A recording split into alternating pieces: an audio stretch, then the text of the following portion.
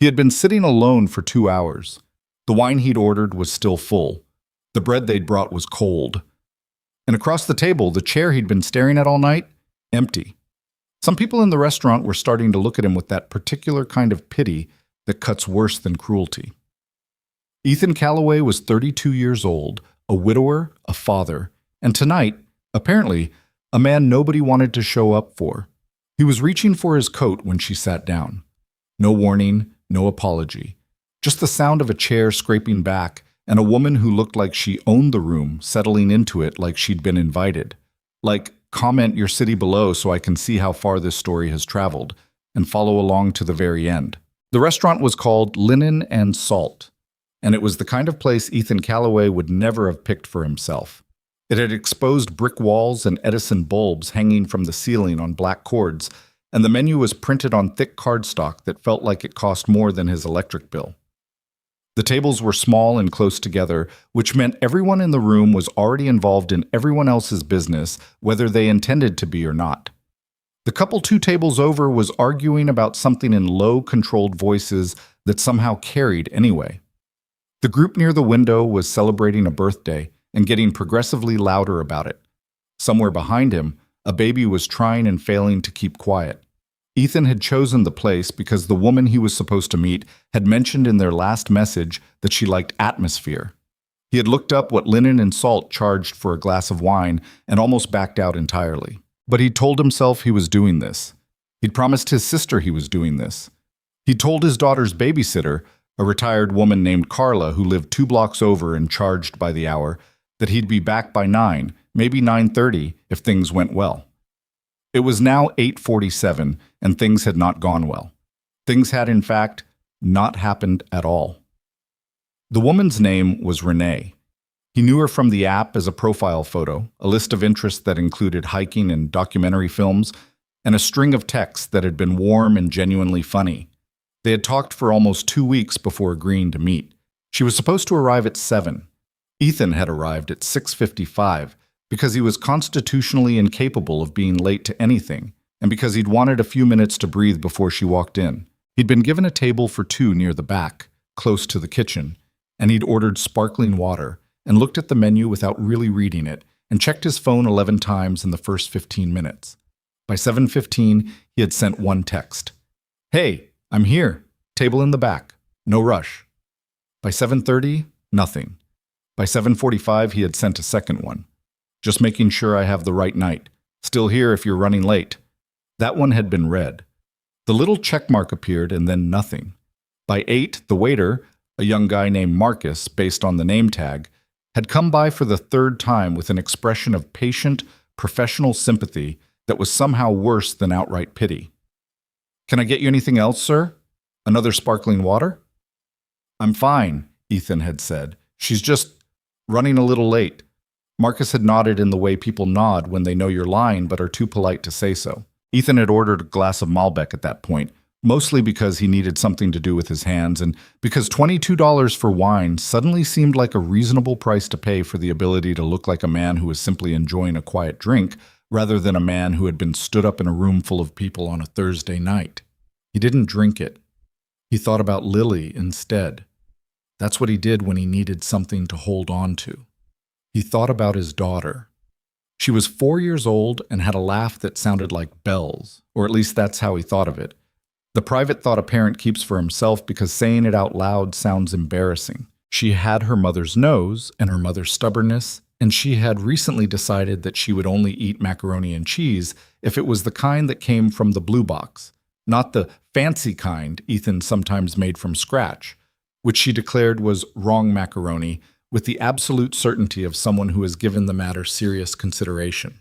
He had been doing this for 3 years, raising her alone, working from home because daycare didn't work with the deadlines, and the deadlines were the only thing keeping them in their apartment.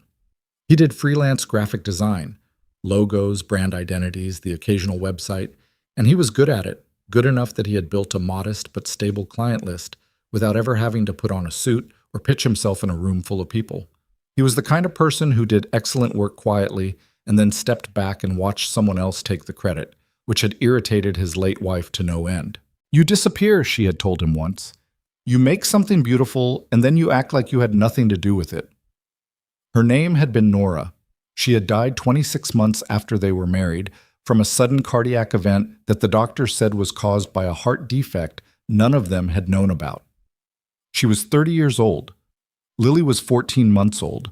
Ethan had been sitting in the waiting room of Austin General with a lukewarm cup of coffee and a half-eaten granola bar when the doctor came out to tell him. He did not think about that part anymore. Or rather, he had learned how to think around it, the way you learn to breathe around a bruised rib, carefully, shallowly, paying attention to the edges. His sister Rachel had been the one to suggest the dating app. "It's been 2 years," she'd said, which had been a few months ago when Lily was in the bathtub and they were sitting at Ethan's kitchen table talking around the subject of his life the way they always did. "You're not betraying anyone by being alive, Ethan. You're allowed to want something for yourself." He had resisted for weeks.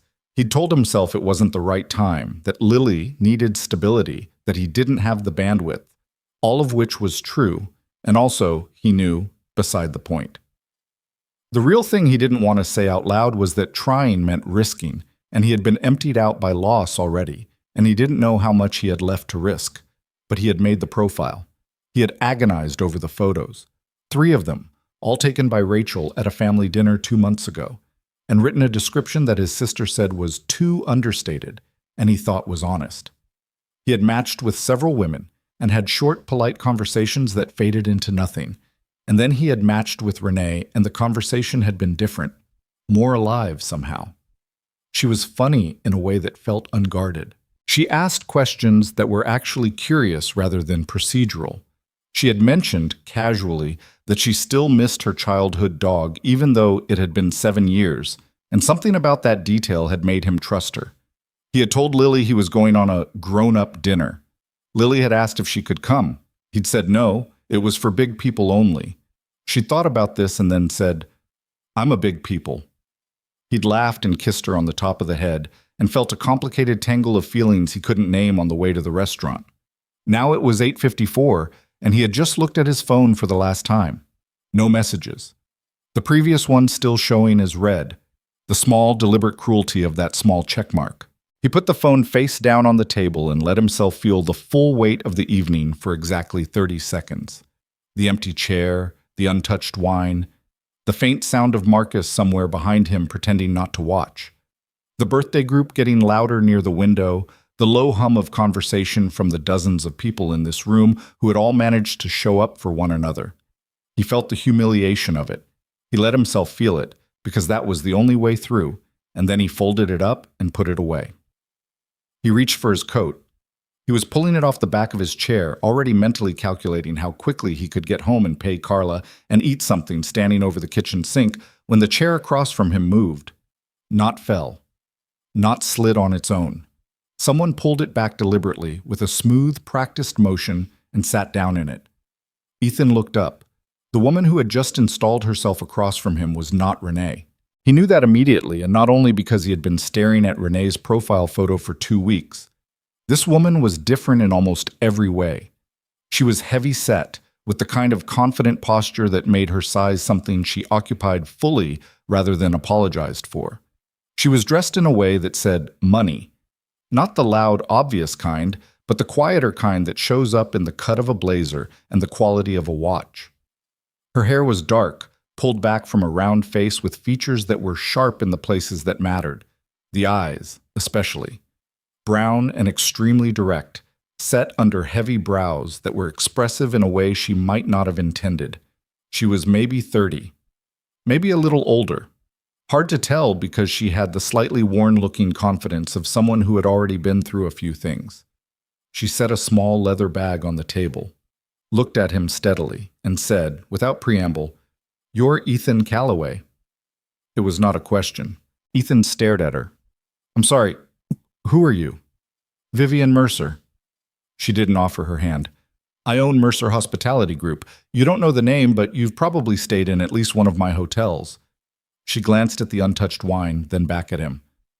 "Renee Chen works for me. She's been my assistant for 3 years." Ethan processed this. "Renee? From the app?" "Yes." "She works for you." "She does." He sat back slightly. Okay, why are you sitting at my table? Vivian looked at him for a moment as if she was deciding something. Then she said, because she's not coming, and I drove 40 minutes to tell you that in person rather than letting you sit here until 10 o'clock convincing yourself this was about you. There was something so blunt about it that Ethan didn't have an immediate response. He looked at her. He looked at the empty wine glass. He looked back at her. It's already almost 9, he said. I know, I got held up. She reached over and picked up the cardstock menu from the table. I'm ordering food. I haven't eaten since noon. She glanced up briefly. Do you mind? Ethan was still sitting with his coat half on. He looked at her for a long second. This stranger who had just sat down in the chair he'd been staring at for 2 hours and started reading his menu like she belonged there. And then slowly, without entirely knowing why, he took his coat off and put it back. Fine, he said. Tinta, Vivian ordered efficiently. Seared duck confit, no potato, extra greens. She asked Marcus whether the sauce was heavy, and he said it was light, and she said good, and handed back the menu without looking at it again. Then she folded her hands on the table and turned her attention back to Ethan, as if they'd been in the middle of a conversation. Renee panicked, she said. She gets in her head. She's been alone for a long time, and when something feels like it might actually matter, she tends to self-destruct the approach before she can be disappointed by the landing. Ethan absorbed this. She read my last text. I know, she showed it to me. That's a little involved. She called me crying in my car on the way home from an investor dinner, Vivian said flatly. Being involved wasn't optional. She paused. She wanted me to tell you she's sorry. She knows that doesn't fix a 2-hour wait, but she wanted you to know it wasn't about anything you said or did. How would she know that? Ethan said. She never met me. Vivian looked at him in a way that was almost curious. No, she said. That's fair. They sat in silence for a moment. It wasn't uncomfortable exactly. It was the silence of two people who didn't know each other well enough to fill space with noise and weren't interested in pretending otherwise. Are you going to drink that? Vivian asked, nodding at the wine. Ethan pushed it toward her. Be my guest. She took it and drank a small amount, looked at the glass, nodded. Good choice. She set it back between them, not keeping it, just moving it out of the dead zone where he'd left it. Malbec? Yeah. From? I don't know. Marcus picked it. She almost smiled. Not quite. Her food arrived, and she ate with the focused efficiency of someone who was used to eating at odd hours and had long since stopped treating meals as social performance. Ethan sat across from her, not eating because he hadn't ordered anything, and watched her with a quiet curiosity he hadn't expected to feel tonight. Can I ask you something? He said. You can ask. You drove 40 minutes to come tell me this in person. I said that, yes. Why not just text? Renee had my number. Vivian set down her fork. She looked at him steadily. Because she'd been talking about this date for a week, she said, and because I know what it's like to sit across from an empty chair and not understand why. She picked up her fork again. And because I wanted to see what kind of man you were. Ethan frowned. What does that mean? She didn't answer immediately. She finished a bite, took a small sip of the wine, and set the glass back down. Renee showed me your profile, she said. I looked you up, your work, your portfolio. He went still. Why? Professional habit. When Renee talks about someone as much as she talked about you, I pay attention. She looked at him again with that direct, slightly unnerving attention. You designed the visual identity for the Hawthorne Collective last year. The logo suite, the full brand system. Yes. I almost hired that firm for a project we had going. The work was exceptional. Clean architecture, but warm, not precious. She tilted her head slightly. And then you did the rebrand for Collis and Marsh, the real estate firm. Their whole identity was generic before. The new mark you gave them it has memory, like it's been there a long time, even though it's new. Ethan stared at her.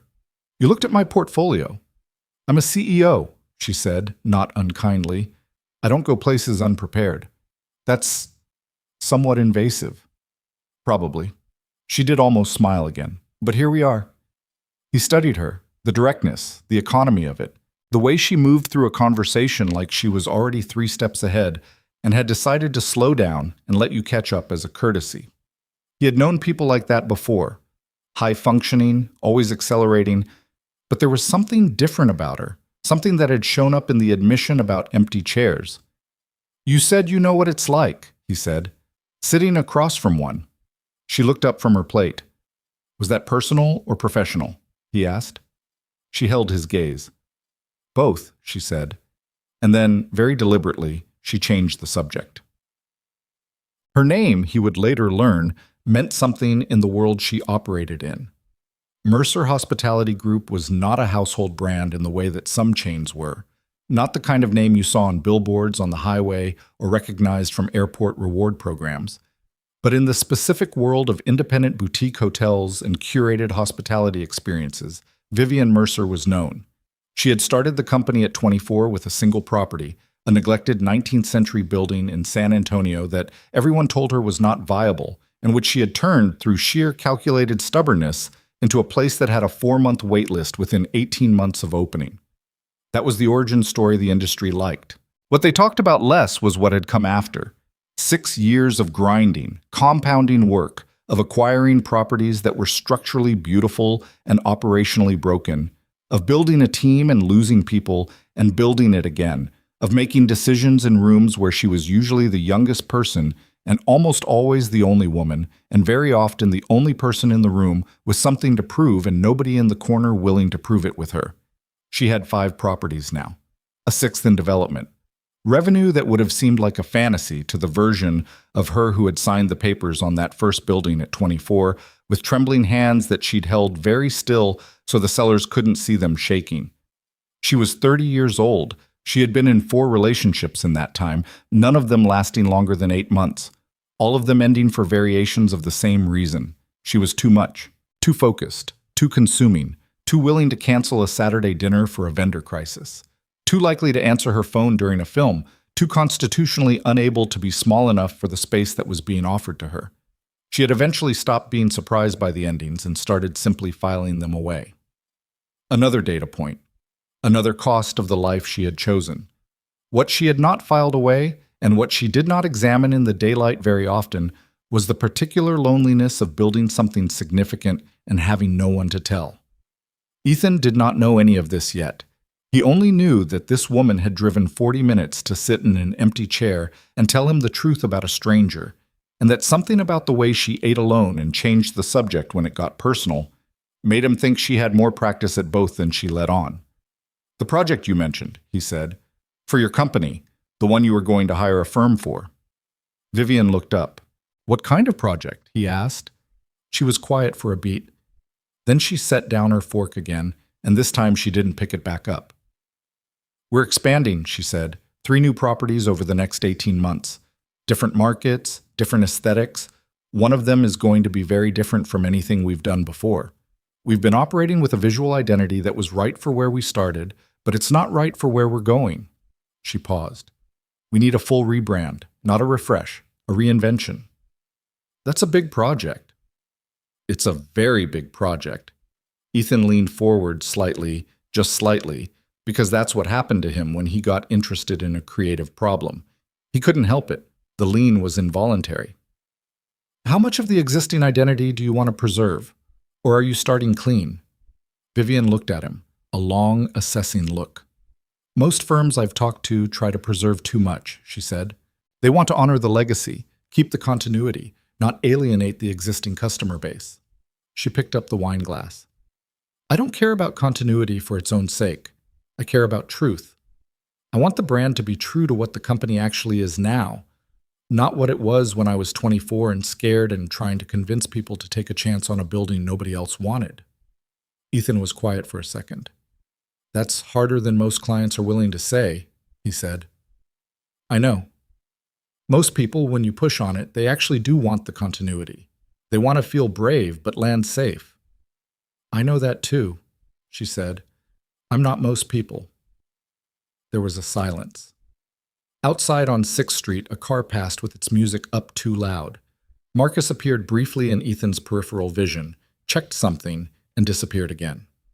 I'm a freelancer, Ethan said, not a firm. I know what you are. A project that size. I know the scope of my own project, Vivian said, not impatiently, evenly. I'm telling you about it because I looked at your work, and I think you understand something that most designers, firm or otherwise, don't understand. She set the wine glass down. You understand that a brand is a story, not a logo system, not a color palette, a story, and that the story has to be true or the whole thing falls apart eventually. She looked at him. The Hawthorne work told a story. The Collis and Marshmark told a story. They were honest. Ethan looked at her for a long moment.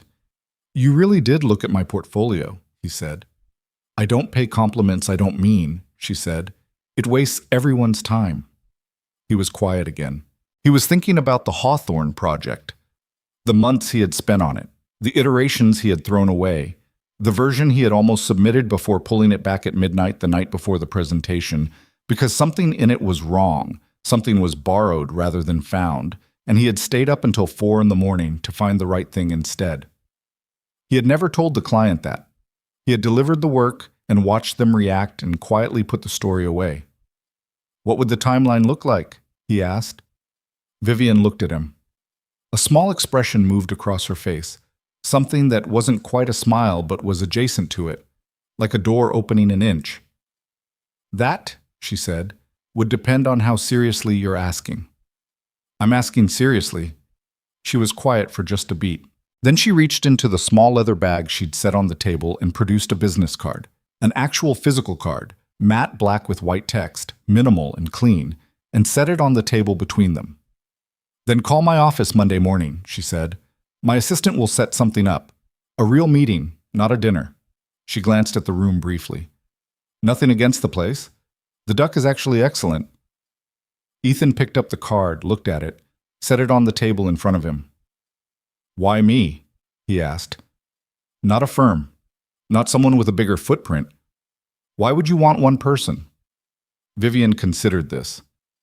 Because a firm answers to its partners. A designer answers to the work. She looked at him. And because you made something called the Hawthorne Collective feel like it had always existed, like it grew out of the ground, and you did that with one mark and a type system and the right choice of 3 colors. She paused. I want someone who thinks that way, who feels the weight of what they're building. Ethan looked at the card again. And if I'm terrible in person, he said, if I show up Monday and you hate working with me? I don't make decisions based on first meetings, she said. I make them based on evidence. She had picked up her fork again and was finishing the last of her food. Your work is the evidence. The meeting is just a formality. He held the card. It had just her name, a phone number, and an email. No title, no logo, nothing decorative. You don't have your title on here, he said. Everyone who needs to know my title already knows it. She glanced up. And everyone who doesn't know it yet will find out. She left at 9:22. Not rudely, she asked for the check, paid for her food, and stood up with the same easy, occupying presence she'd arrived with, pulling on a light jacket that probably cost more than most people's car payments. She nodded at Ethan, brief but not dismissive. Monday morning, she said, before 10. My assistant logs calls after that. Got it. She looked at him for one more moment. It was the kind of look that made him feel like she was filing something away, not in a cold or transactional way, but in the way of someone who noticed things and kept them. Then she walked out through the front of the restaurant without looking back. Ethan sat at the table alone for a few minutes after she left. He looked at the business card. He looked at the glass of Malbec that had migrated back to the center of the table. He picked up the glass and finally drank from it. It was still good. A little warmer than it should have been, but still good. Marcus came by and asked if there was anything else. Ethan looked at the empty chair one more time. The one Renee was supposed to occupy, and then didn't, and then this other woman had occupied instead. This confident, self-contained, slightly unnerving woman who had driven 40 minutes to be honest with him and had spent half the time looking at him like she was reading something. Check, please, he said. He was home by 9:45. Carla was in the armchair in the living room with a library book, her reading glasses on and a cup of tea that had gone cold next to her. She looked up when he came in, then looked at the clock, then looked at him, the way women of a certain age look at you when they suspect something went either very well or very sideways. "Early," she said. "Yeah." "Good date?" Ethan considered this for a moment. He looked down at his coat pocket where Vivian Mercer's card was. "Strange night," he said. Carla gave him a look that said she could pull the thread on that if she wanted to, but was choosing not to. She gathered her things. He paid her, walked her out, locked the door behind her. The apartment was quiet in the way it went quiet when Lily was asleep. Not empty, but settled, holding its breath around something small and essential. He stood in the kitchen for a while, drank a glass of water, looked at the business card again in the overhead light. Vivian Mercer. The letters clean and certain, like everything else about her. He thought about what she'd said, about the work, about story and truth and brands that lie because the people behind them are too afraid to be honest about what they've become. He thought about the Hawthorne Project and the night he'd pulled everything back and started over, the way he'd felt at 4 a.m. when it finally clicked into place. That specific exhausted certainty of knowing you'd found the true thing instead of the convenient thing.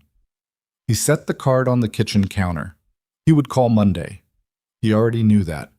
What he didn't know, what he had no way of knowing yet, standing in his kitchen in the 9 o'clock silence of his life, was that the woman who had sat down in the empty chair had made a decision of her own before she'd ever opened that restaurant door.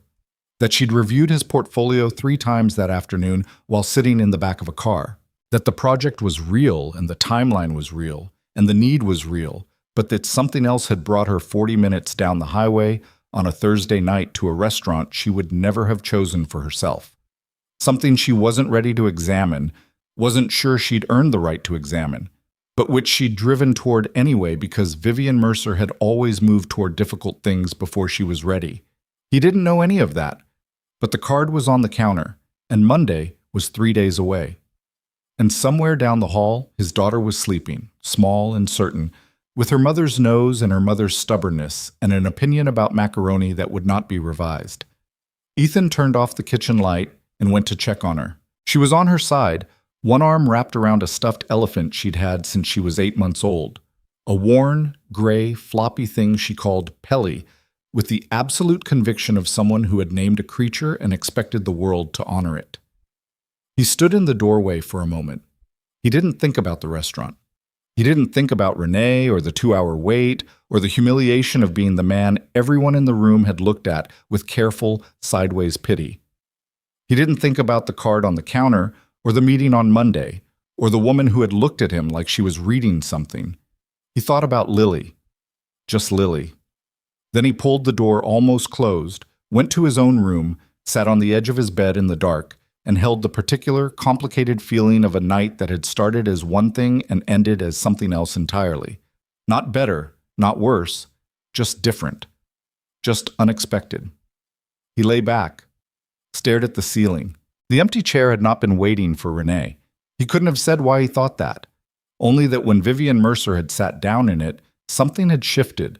Not dramatically, not like anything in a film where the music swells and, just quietly, privately, the way things shift when something that was wrong gets corrected and you only notice after the fact.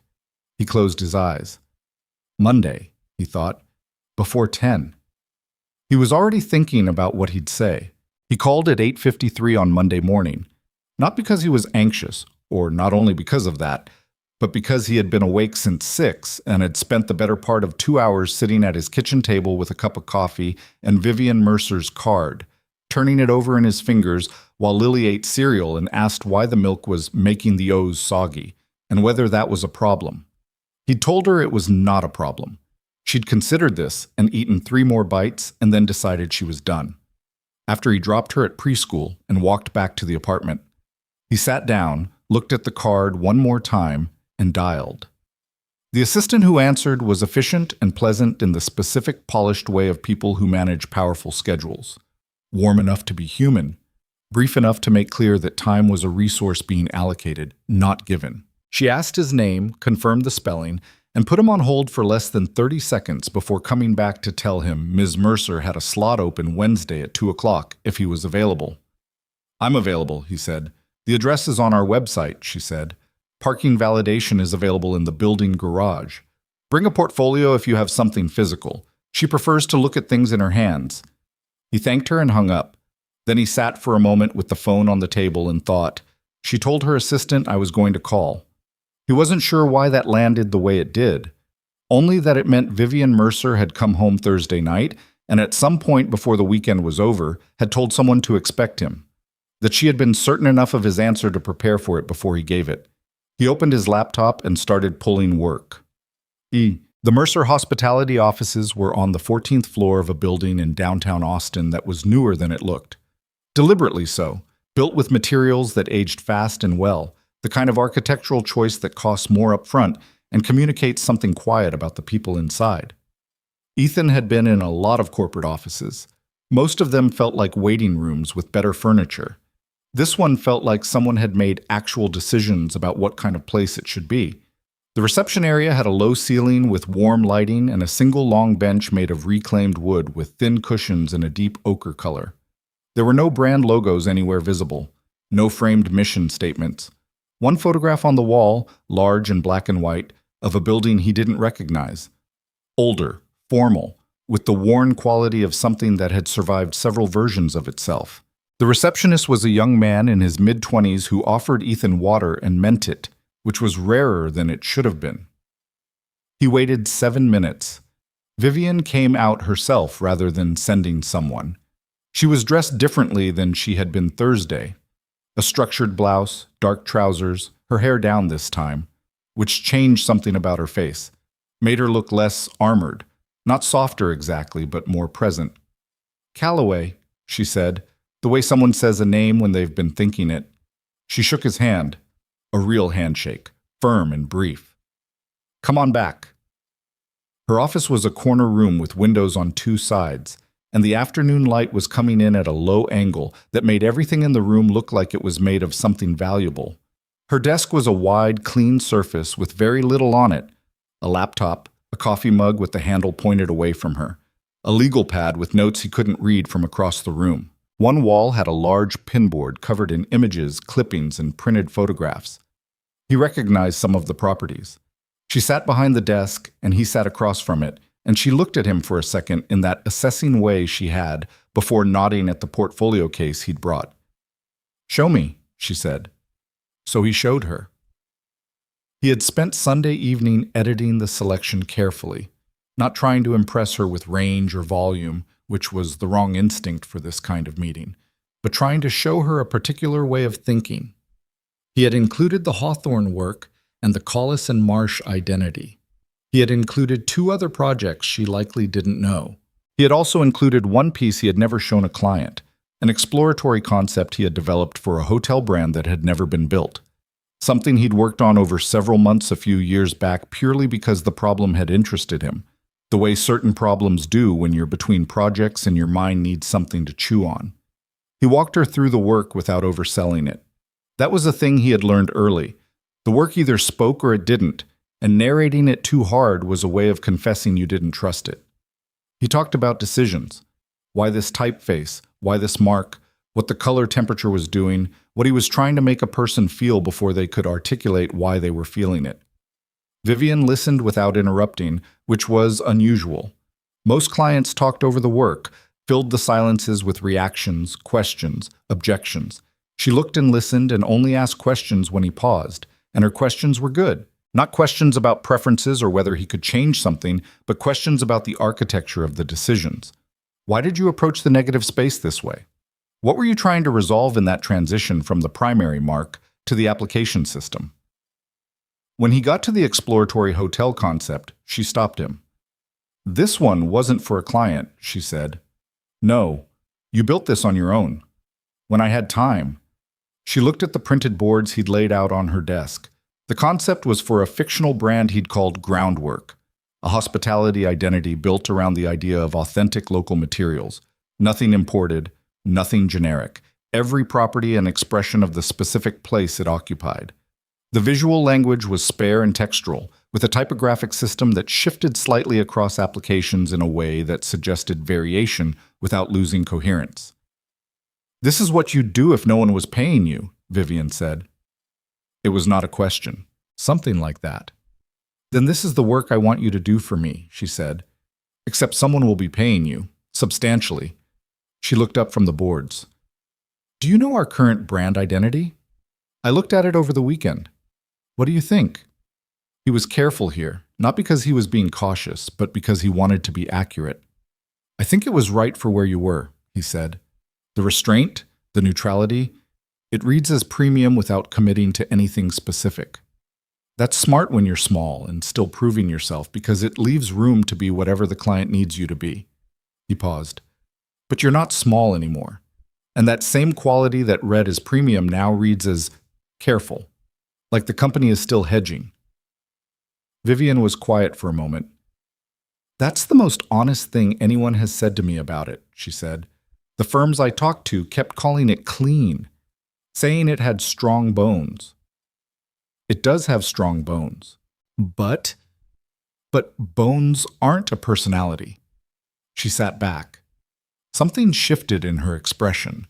Not surprise, more like recognition, like he'd named a thing she'd already known but hadn't heard stated plainly. Okay, she said. Here's what I'm proposing. I want you on this project as creative director for the rebrand. Full scope. Brand identity, visual language, application systems, everything from the digital presence to the physical experience materials. We have 3 new properties in development, one in Charleston, one in Denver, one in Portland. Different markets, different histories, different clientele. I want an identity system that's coherent enough to hold them all together, but flexible enough that each property still feels like it belongs where it is. Ethan looked at her. That's a very big project for one person. You'd have resources. I have an internal team, 2 designers and a marketing director who is good at execution, if not at concept. You'd lead the concept work and direct the execution. She paused. I also want you traveling with me to the properties. I want you to see them before you start drawing. A brand that doesn't know where it lives is just decoration. Traveling when? The Charleston property is the furthest along. I'm going in 3 weeks for a walkthrough and some infrastructure meetings. I'd want you there for 2 days. Ethan thought about Lily. His expression must have shifted without his entirely meaning it to, because Vivian said, without any particular emphasis, I know you have a daughter. Renee mentioned it. The travel would be planned in advance and wouldn't exceed 4 or 5 days at a stretch. We're not asking you to relocate. He looked at her. Renee told you. She was thorough in her description of you, Vivian said, without any particular inflection. She felt guilty. She still works for you? Of course. It was a personal situation, not a professional one. I don't manage people's private lives. She looked at him steadily. Any of them. The implication was clear and not uncomfortable. He appreciated the clarity of it. I'd need a few things settled before I committed, he said. The contract structure, the IP ownership, standard creative director agreement, she said. IP transfers on delivery with a licensing provision for derivative use. You retain portfolio rights. My legal team drafted it last week. She slid a folder across the desk. You can take it with you. Have someone look at it if you want.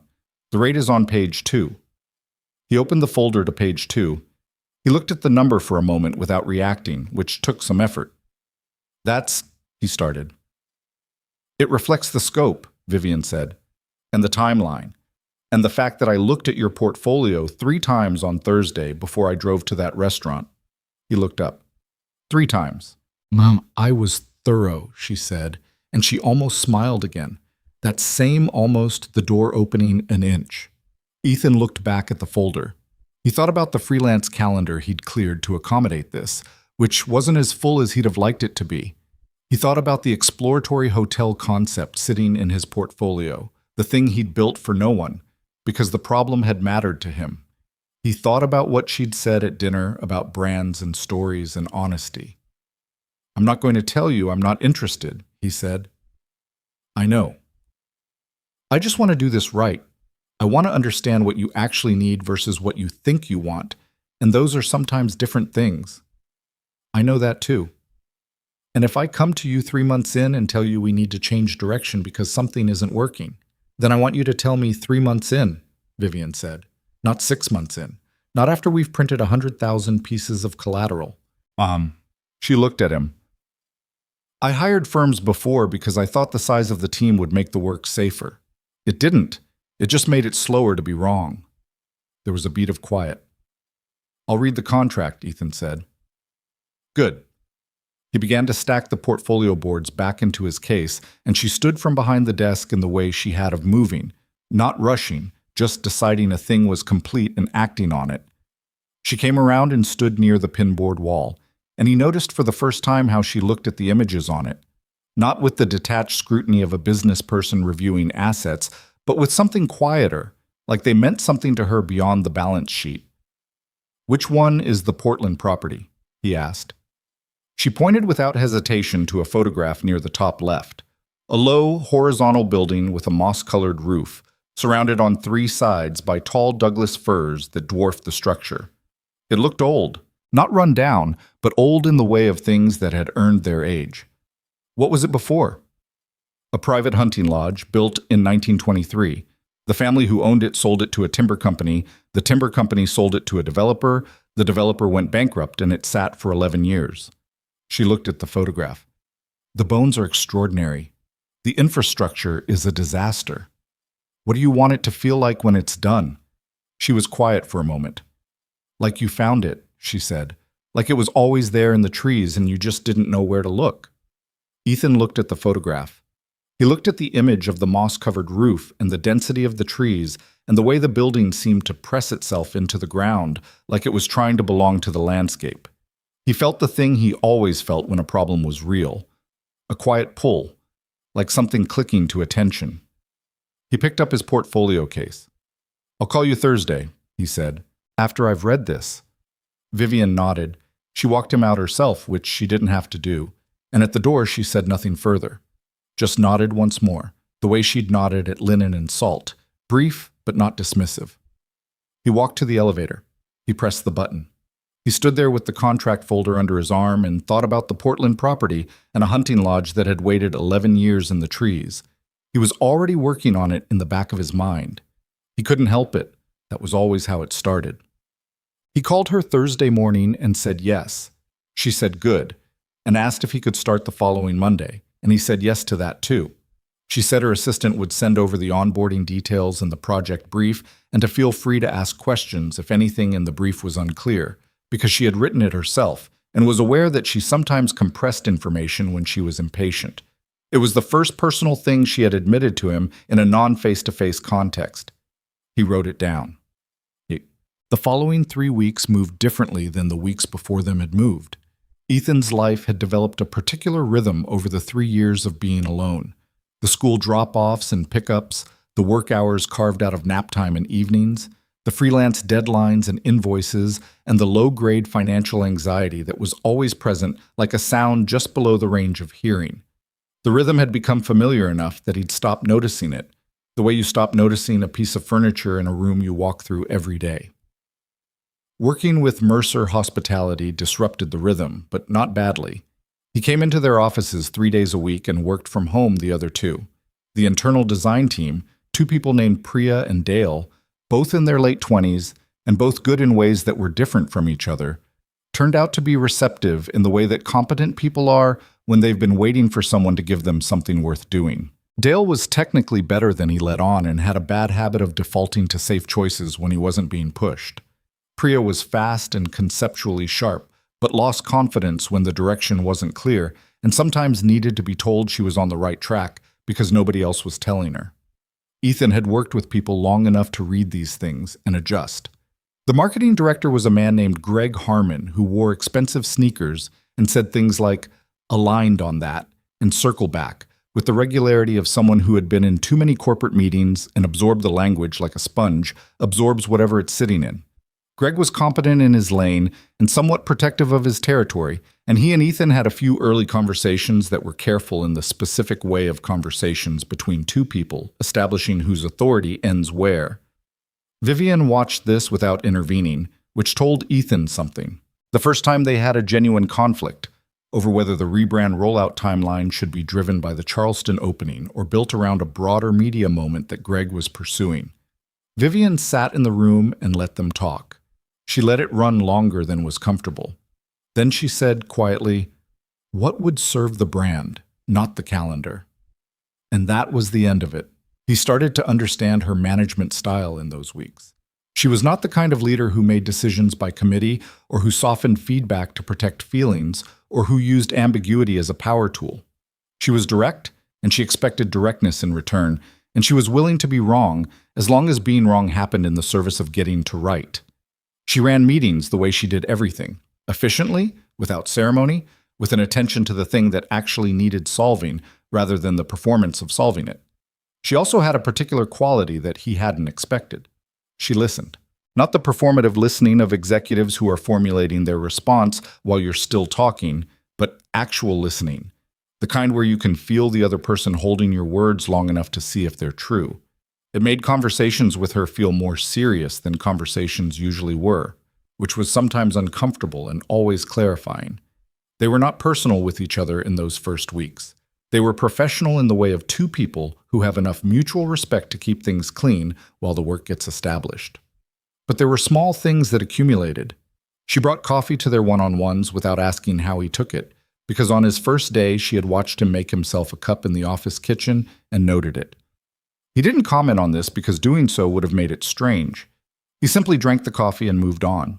She asked about his daughter exactly once in the office, on a Wednesday afternoon when he mentioned offhand that he'd be leaving at 4 because of a school thing. "What's her name?" Vivian asked. He said Lily. She said that was a good name, said it the way you say something when you actually think it rather than when you're being polite, and went back to the brief they'd been reviewing. He noticed that she worked late most nights and ate dinner at her desk with the same focused efficiency with which she ate everything.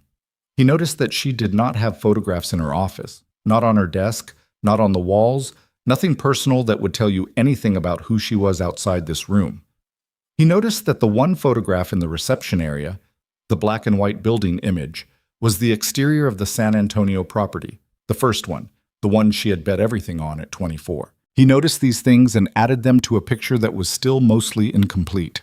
Quote, 3 weeks after he signed the contract, he was in Charleston.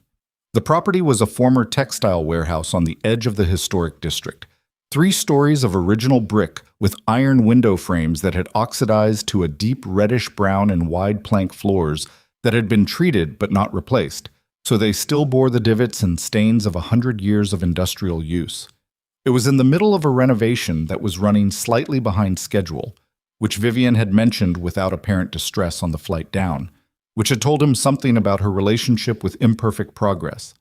They walked the building with the site manager, a compact, humorless woman named Trish, who communicated primarily in timelines and square footage and clearly respected Vivian in the way of someone who has watched a person make good decisions under pressure and adjusted accordingly. Vivian asked precise questions and took notes on her phone and moved through the space without the tentative quality that some people bring to buildings that aren't finished. The slight apologetic crouch, the careful stepping around of tools and materials. She moved as if she already knew what the building was going to be. Ethan trailed slightly. He did what he always did in a new space. He looked at things that most people didn't think to look at. He looked at the transitions, where one material met another, where old became new, where the building had been changed by time in ways that were honest rather than repaired. He photographed things that would not have made sense to Trish or to the contractor who passed through behind them. A water stain on the south-facing brick that had created a gradation of color from dark amber at the top to pale ochre at the base. The iron window frames and the particular quality of light they cast in the late afternoon, warm and slightly industrial, like something that belonged to the last century, was illuminating the present one. A section of original flooring where someone, decades ago, had stenciled a small compass rose near a loading dock, barely visible now under layers of finish. Vivian caught him photographing the compass rose and stopped. "What's that for?" she asked. "Not sure yet," he said. "Maybe nothing." She looked at it, then she looked at him. "You're the first person who's noticed that in 3 walkthroughs. The foreman probably stepped over it every day." "Probably." She looked at the rose again. "My grandmother had a compass. She used to say that knowing where north is doesn't tell you where to go. It just means you can't pretend you're lost." She said it without inflection, the way people say personal things when they're looking at something else and the guard comes down because attention is elsewhere. Ethan said nothing for a moment. "That's a good line for a brand," he said carefully. Vivian looked at him. Something moved across her face. Amusement, maybe, or the trace of it. "Don't put my grandmother in your marketing." "Noted." They moved on, but he wrote it down that night in the small notebook he carried that was not for work exactly. More for the raw material of work, the things that might matter and might not. Knowing where north is doesn't tell you where to go. They had dinner that evening at a low-key place a few blocks from the hotel where the team was staying, a group of 5 including Trish and one of the contractors. The conversation was mostly work, scheduling, materials, a budget disagreement that Vivian resolved in 4 sentences without raising her voice. Ethan sat across from her and watched her navigate the table dynamic with the same ease she brought to everything, comfortable with authority but not performing it, direct without being aggressive, occasionally funny in a dry, unexpected way that caught people off guard because they hadn't braced for it. At one point, around dessert, the contractor made a joke about long hours that was also, if you were paying attention, a gentle complaint about the schedule. Vivian let it land. Then she looked at him and said, "I know it's a lot. You're doing good work. I notice it." Just that. No caveats, no pivot to urgency. The contractor nodded and the table moved on, but Ethan had watched the man's posture shift after she said it. The particular relaxation of someone who has been carrying something and had it briefly acknowledged. She knew what that cost people, he thought. She knew what it meant for someone to feel seen. On the walk back to the hotel, the group drifted apart naturally, and Ethan and Vivian ended up walking the last block alone. The evening was warm and heavy with the coastal air that Charleston did differently than Austin. Thicker, slower, salt-edged. Their footsteps on the brick sidewalk were the main sound. "Good day," he said. "Productive," she said, which was her version of agreeing. "The building is remarkable." "I know." A pause. "You found the compass rose." "It was there to find." She was quiet for a moment.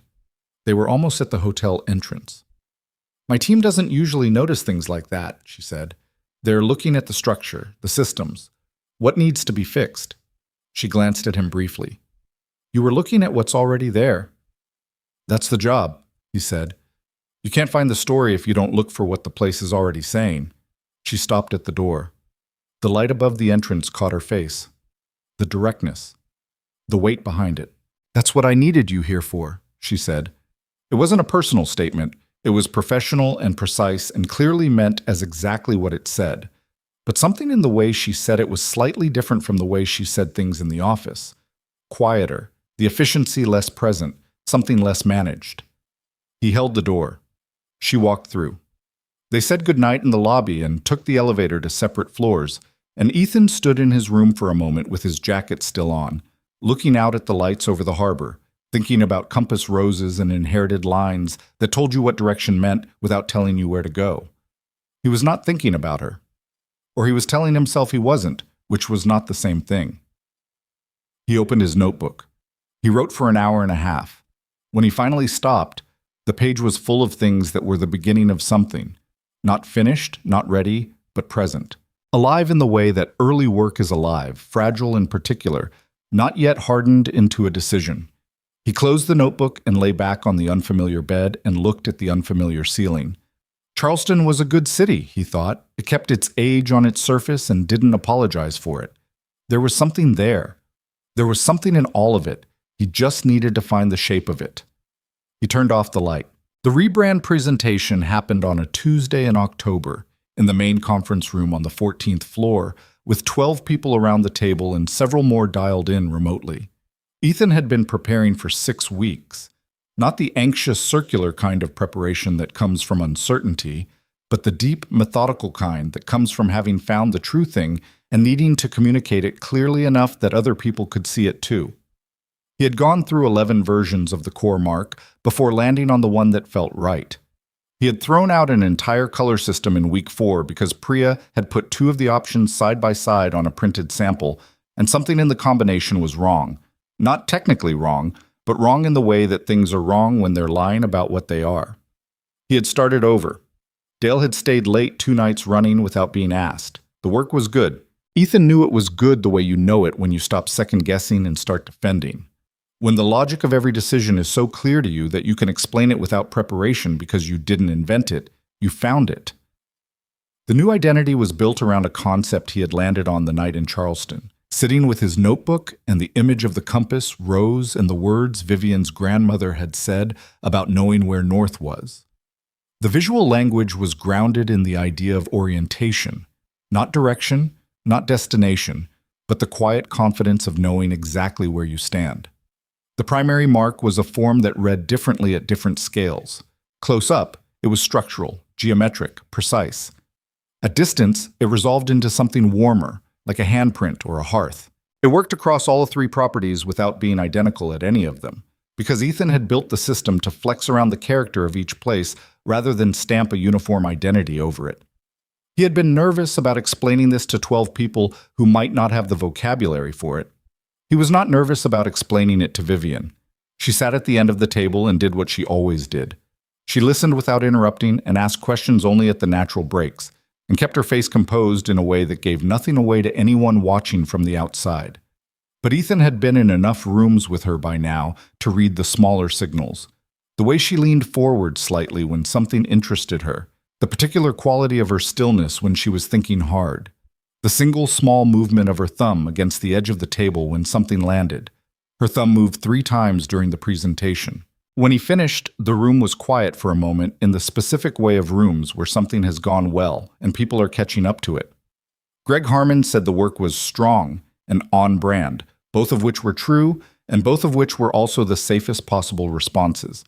And Ethan was grateful for them because Greg had been skeptical of the direction in week 3 and had come around without making a production of it.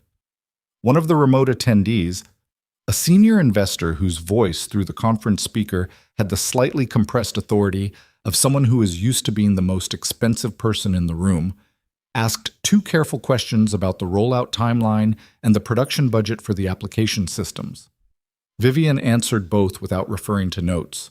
Then she looked at Ethan. "This is it," she said. Just those 3 words in the room to everyone.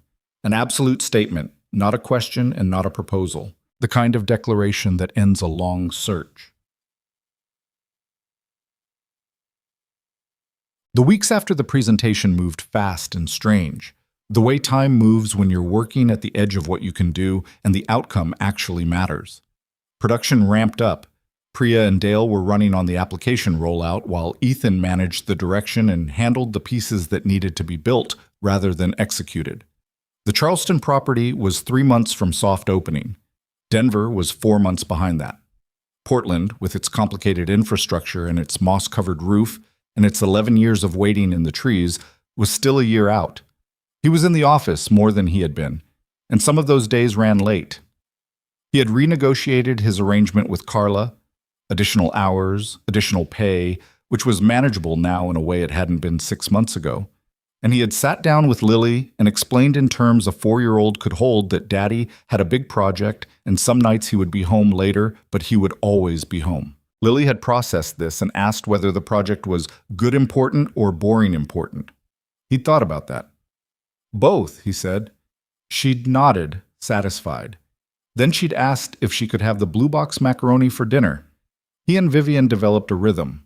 Tuesday mornings were the formal check-in with the full team, but there were smaller check-ins, quick calls, a run of messages on a shared channel that was supposed to be for project updates, and had, over time, developed a slightly different quality, more direct, occasionally dry.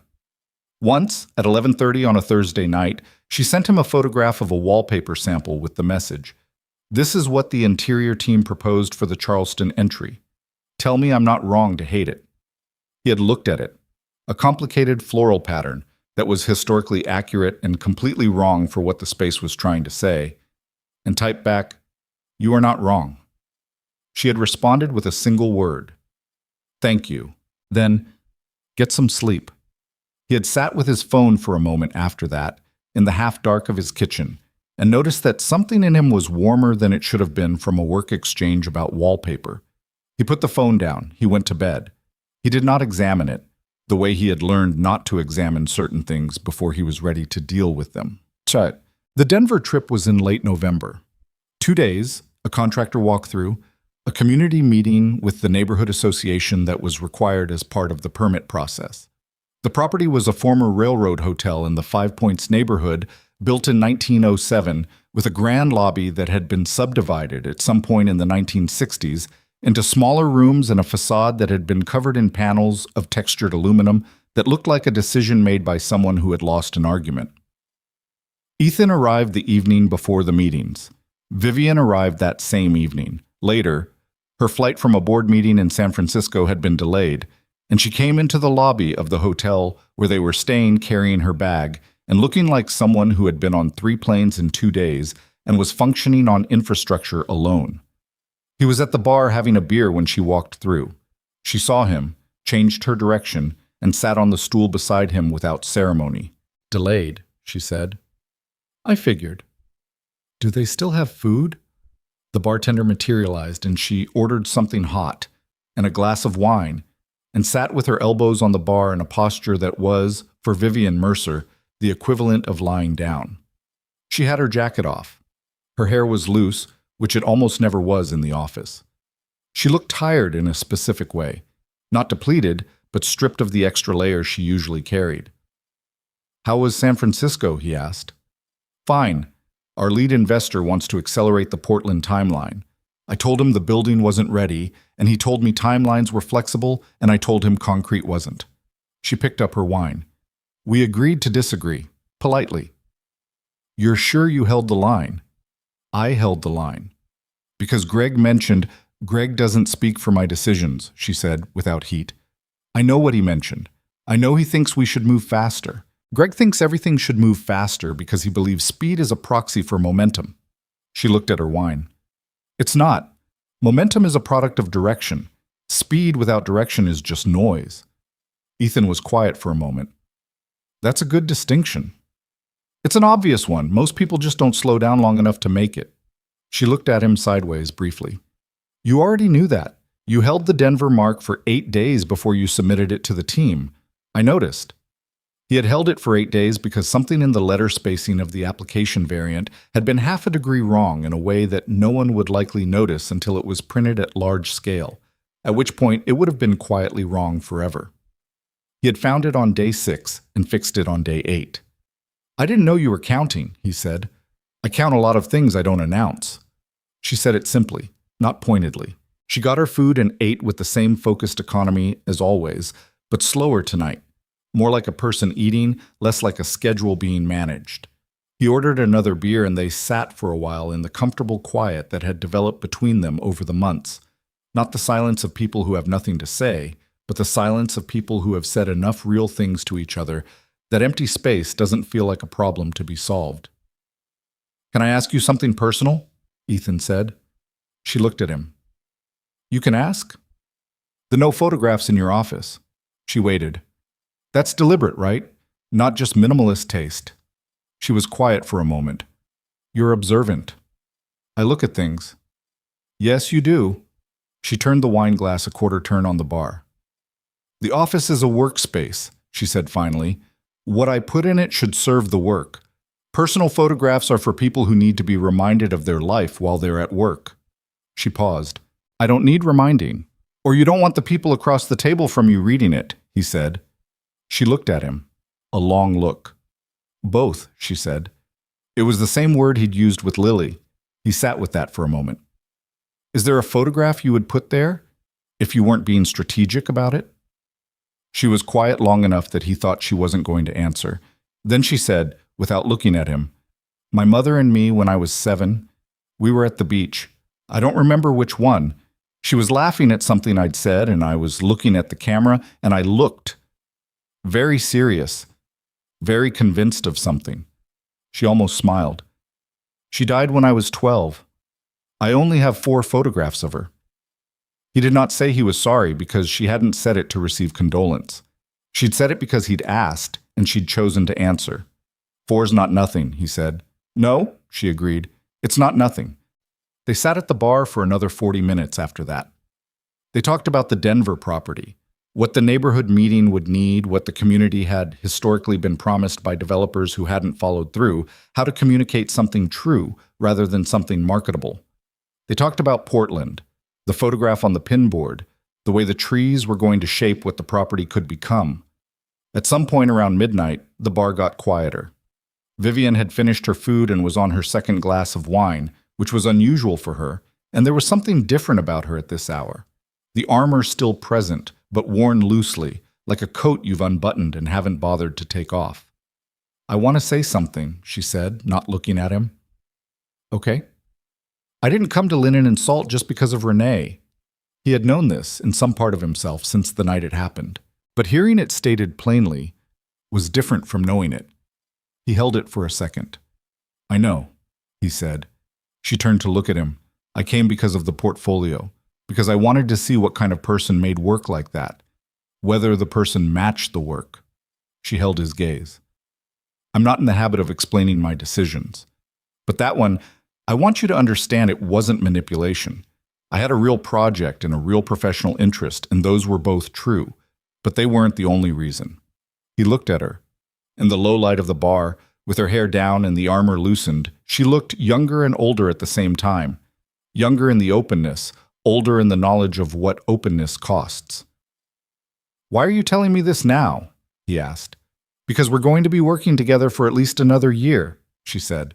"And because things have been developing a quality that I don't want to let go unacknowledged and then have it become something we're both managing around without naming it." She turned the glass again. "That's worse. The unacknowledged version is worse." He thought about the late-night wallpaper message, the coffee she'd noted without asking, the way she'd said, "This is what I needed you here for on the Charleston sidewalk," the thumb moving against the table edge. "Are you telling me you have feelings for me?" he said. "Or are you telling me you've noticed that I might have them for you?" She looked at him for a long moment. "A real one." "I'm telling you both of those things are true," she said, "and that I don't know what to do with them professionally." "Neither do I," he said honestly. "Good." She finished her wine. "Then we're equal." "That's one way to put it." She set the glass down. She stood up and put her jacket back on, and for a moment she was Vivian Mercer, the CEO again, composed, self-contained, the coat back on and buttoned. But not quite all the way.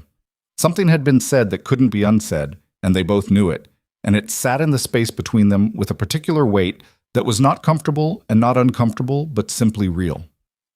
"Good night, Calloway," she said. "Good night," he said. She walked away through the quiet bar.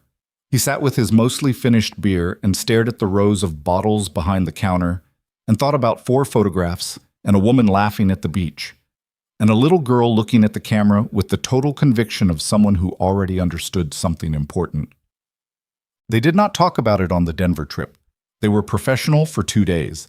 The contractor walk, the neighborhood meeting, a tense exchange with a city planning official about the permit timeline that Vivian resolved with a combination of data and polite immovability that Ethan had come to recognize as her characteristic mode under pressure. They worked. They were good at working together, and they both knew it, and for 2 days they let that be enough. On the flight back to Austin, they sat next to each other, assigned seating, no choice, and for the first hour they both had their laptops open and were ostensibly working. He was refining the secondary type system for the Denver application materials. She was reviewing something on her screen that he couldn't see and occasionally making marks on a printed document. At some point over New Mexico, she fell asleep. It happened the way it happens on planes when someone hasn't slept enough, and the altitude and the low hum of the engines do their work. Not dramatically, just gradually, the head tilting slightly, the documents going still. Her hand was on the armrest between them, loosely open.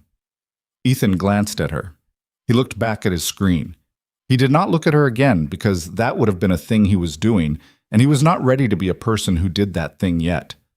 But he was aware of her, the warmth of proximity, the specific and quiet intimacy of being the person awake beside someone sleeping, the small, accidental trust of it. He closed his laptop. He looked out the window at the flat brown geography 35,000 feet below. He thought about Nora. He did this sometimes. Not the dark version, not the waiting room version, but the ordinary version. The way she had stood at the kitchen counter every morning drinking tea with the bag still in, which had been a habit he'd found inexplicable and had never once objected to. The way she used to fall asleep on planes, too, with the same absolute efficiency, as if she had decided sleep was happening and made it so. He thought about how she would have read Vivian. She would have liked her. He knew that with the certainty you sometimes have about things you can't verify, the kind of knowing that isn't about evidence. You disappear, Nora had told him. You make something beautiful and then you act like you had nothing to do with it. He had been disappearing for 3 years, not dramatically. He had kept himself present for Lily, had kept the work going, had kept the routine running, but the part of him that wanted things for himself, that believed he deserved to want them, had gone quiet. He had let it go quiet because letting it go quiet was easier than the alternative. He was not sure when the alternative had started feeling possible again. He thought it might have been a Thursday night in a restaurant on 6th Street when a chair scraped back and a woman sat down in it like she'd been invited. He was still sitting with that thought when Vivian woke up. Not gradually, the way she'd gone under, but suddenly, the way she did everything. She sat up straight, looked around for a half second to place herself, then looked at him. I slept, she said. It came out slightly surprised. For about 40 minutes. She straightened, pulled her composure back around her with the ease of long practice. Ethan, she said. It was the first time she had used his first name. In the office, it was always Calloway. Not unfriendly, just efficient, the way she used last names with people she respected, which he had noticed early on. He looked at her. I want to try, she said. I don't know how, and I have no good model for this, and my track record in personal things is not encouraging. She said it plainly, not self-deprecating, just true. But I want to try. He looked at her for a long moment. The plane hummed. Below them, the Texas landscape appeared at the edge of the window, the low, flat, sun-worn ground that meant they were almost home.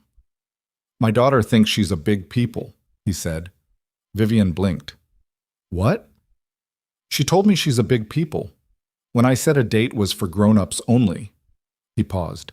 She's 4. She has opinions about macaroni, and she calls her stuffed elephant Pelly, and she will ask you direct questions about things you thought you had carefully not mentioned. He looked at Vivian steadily. I'm telling you because she's not something I navigate around. She's the center of the thing. Vivian met his eyes. I know that. I don't mean it as a warning. I know, she said again. I know what you mean. A pause. I'm not good at this. I want to be clear about that. I don't have a roadmap, and I'll probably be bad at the soft parts, and work will still be work, and I will not apologize for what the company needs from me. She looked at him with the same directness she brought to everything. But I want to try. He felt something move in his chest, not the dramatic kind, nothing cinematic, just a small internal shift, like a window being opened in a room that had been closed for too long, just air coming in. Then we'll try, he said. She looked at him. Something in her expression changed, not softening exactly, more like a particular tension releasing, the one she had been carrying since that bar in Denver, maybe longer. Okay, she said. She picked up her printed document. He opened his laptop. They flew the rest of the way home in the familiar, productive quiet, shoulders almost touching, both of them working, neither of them performing the new thing they'd just agreed to, just letting it exist, quietly, alongside everything else. The wheels touched down in Austin at 6:42 in the evening. Carla had Lily fed and bathed and in pajamas when he got home. Lily ran at him from the hallway with the full-body commitment of someone who has not seen a person in 2 days and intends them to know it. He caught her. She smelled like the watermelon shampoo he bought from the kids' aisle at the pharmacy. She said his name twice. Daddy, Daddy, like she needed to say it the second time to make sure it stuck. He held her and looked at his apartment, the slightly worn couch, and the stack of picture books on the coffee table, and the blue box macaroni box on the counter that Carla had thoughtfully left visible as a hint. He held Lily and thought, I am trying to build something new. That is allowed. That is what comes next. It was not a resolution. He knew that. It was a beginning, which was different, messier, less certain, contingent on 100 things he couldn't control. But it was alive, and alive was better than safe. He put Lily down and made the blue box macaroni and let her watch an extra 30 minutes of her show because he was home and she was happy, and some nights that was reason enough. He did not text Vivian that night. She did not text him. But somewhere across the city, he was almost certain she was awake at her desk, in the room without photographs, working on the thing they were both building, and maybe, for the first time, holding something alongside the work that wasn't just the work. He hoped so. He thought she was. The story broke on a Wednesday morning in January, 6 weeks after the flight back from Denver. Ethan found out the way most people find out about things they'd rather not know, from someone else's phone. He was in the office kitchen making coffee when Dale came in with his screen already turned toward him, expression caught somewhere between uncomfortable and braced. "You should probably see this," Dale said. It was a post on an industry gossip account that had somewhere between 40 and 60,000 followers. Enough to matter, not enough to be mainstream, but in the specific world of hospitality and design, it was read by exactly the people whose opinions affected exactly the things Ethan and Vivian had been building. The post was 3 paragraphs and a photograph. The photograph was from the Denver hotel bar, taken from a distance, slightly blurred, the kind of image that required a moment to parse, and then became, once parsed, impossible to unsee.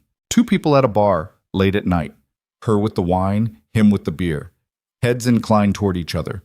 The caption read, "Sources close to Mercer Hospitality confirm the CEO's creative director hire has expanded beyond brand consulting. Question is, which came first, the job or the personal relationship? And who else in the company knew?" Ethan looked at the image for a long moment. "How long has this been up?" he asked. "Since last night," Dale said. "It started getting reshared this morning." Ethan set down his coffee mug. He pulled out his phone. There were 3 messages from Vivian, all in the last 20 minutes, that said, in ascending brevity, "I'm aware. Don't respond to anything. Come to my office." He went. She was standing when he arrived, not behind her desk, but in front of the window, phone in hand, looking at the city the way you look at something when you're too angry to sit down.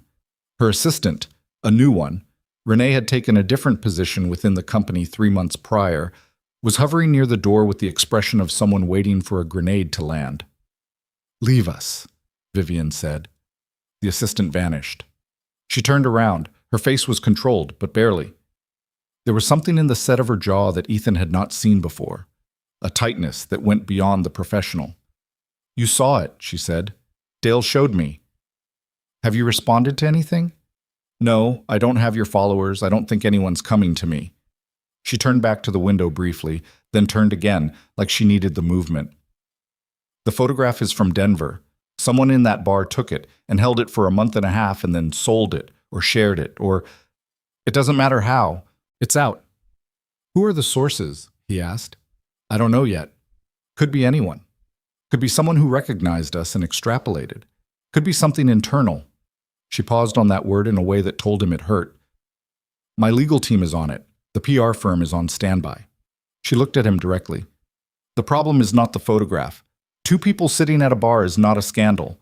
The problem is the framing, that I hired you because of a personal relationship and dressed it up as a professional one. That's not what happened." "I know that." Her voice was sharp. "I'm telling you what they're implying. I'm telling you that there are people in this industry who have been waiting for a reason to reframe my success as something other than competence, and this hands them a narrative that is just credible enough to do damage." He sat down in the chair across from her desk, which she hadn't offered because they had long since passed the stage of waiting for those kinds of formalities. "What do you want to do?" he asked. "My PR firm wants to say nothing. Standard protocol.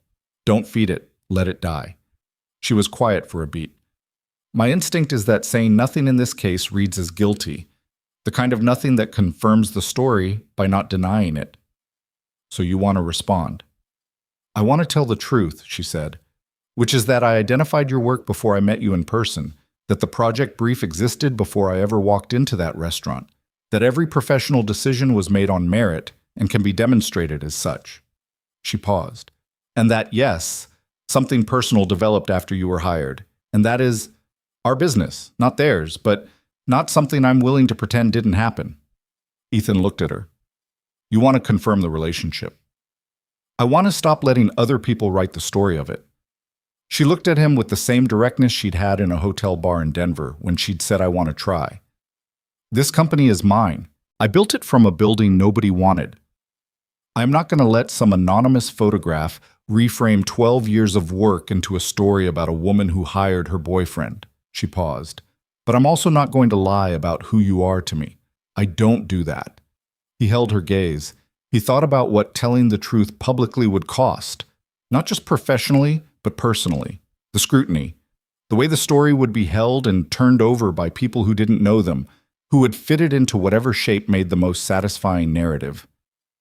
"It'll be a bigger story if we confirm it," he said. "Bigger for a week, if we handle it right." She picked up a printed document from her desk. "The PR firm drafted 3 options. I've already thrown out 2. She set it down again. "The one I kept is a statement from both of us. Separate statements, not a joint one. Mine addresses the professional record and the timeline. Yours addresses the work and the terms of engagement." She looked at him. "And we do one interview. Together. A journalist I trust who will let the story be told without turning it into something tabloid." He was quiet. "That's a significant step," he said. "I know. Once we do that, there's no version of events where this is a private thing anymore. There's no version of events where it's private anymore anyway," she said, and she was right. "The choice isn't between private and public. The choice is between letting someone else tell our story or telling it ourselves." He thought about Lily. His first thought was always Lily, and he didn't apologize for that. "My daughter," he said. "She doesn't need to be mentioned. Children are off limits. I would not allow that. If someone finds out, I have a legal team who will make certain her name does not appear in any coverage. There are things I can't control in this situation, and there are things I can." She looked at him. "Her name is something I can control." He believed her. That was the thing. Even in this, even in the middle of a situation that was partly her making, he believed her. She was not reckless with things that mattered. He rubbed the back of his neck. "Let me read the statement." She slid the document across the desk. He read it. It was precise and unapologetic and true, a factual timeline of the professional engagement that made the sequence of events clear without being defensive about them. His own statement, which her team had drafted as a template he could revise, was clean and direct about the work and his terms of hire. He crossed out 4 lines, changed 2 others, and handed it back. She read his edits. She nodded once. "The interview," he said. "Who's the journalist?" "Her name is Marina Okonkwo. She covers business and culture for a national outlet. She's written about me twice, fairly, critically, both times. She's not looking for a takedown, and she's not looking for a puff piece." Vivian paused. "She'll ask hard questions. I'd rather answer hard questions from someone honest than soft ones from someone who isn't." Ethan thought about this.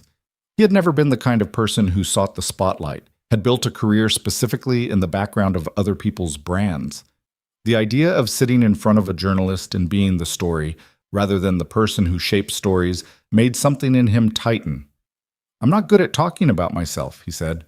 "I know. That's why I'm not asking you to be charming. I'm asking you to be accurate." She looked at him. "Tell the truth about the work. Tell the truth about the timeline.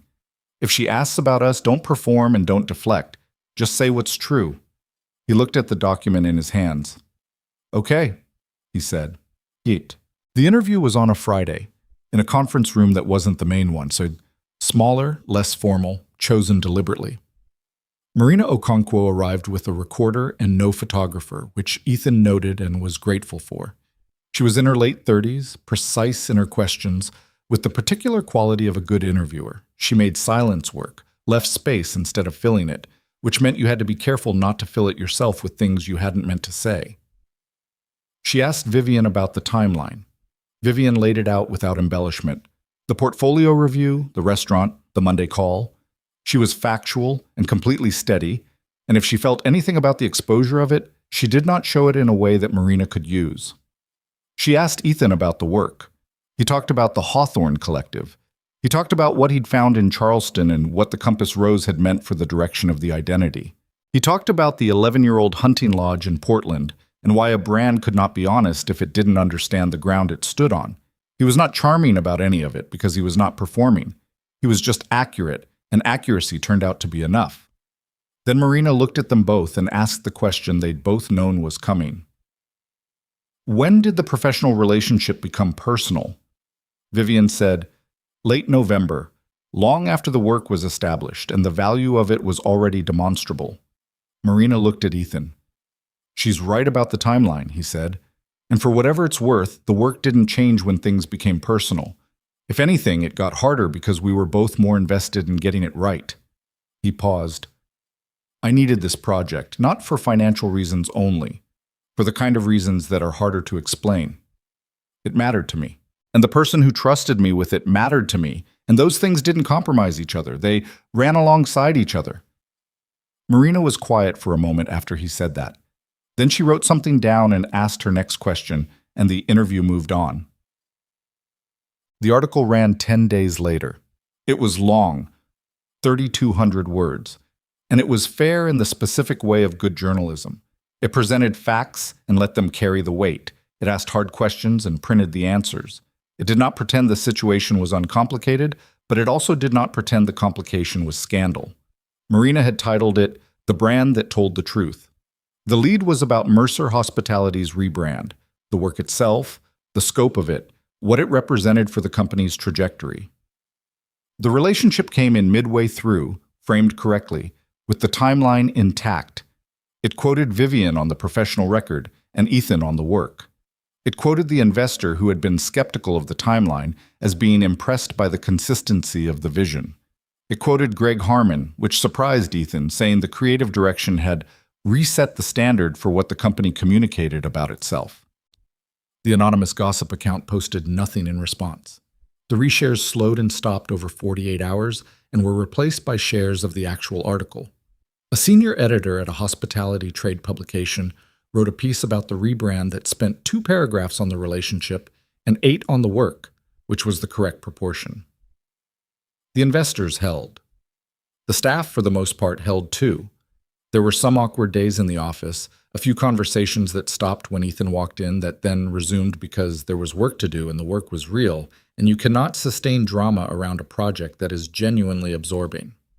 Priya came to his desk one morning and said, without preamble, I just want you to know the work has been the best I've ever been part of, and that doesn't change. He thanked her. She went back to her desk. Dale said nothing directly, but brought him a coffee one morning without being asked, which was Dale's version of a speech. Greg Harmon was harder. He was careful and professional and said the right things, but there was a quality to his interactions in the weeks after the article that was different.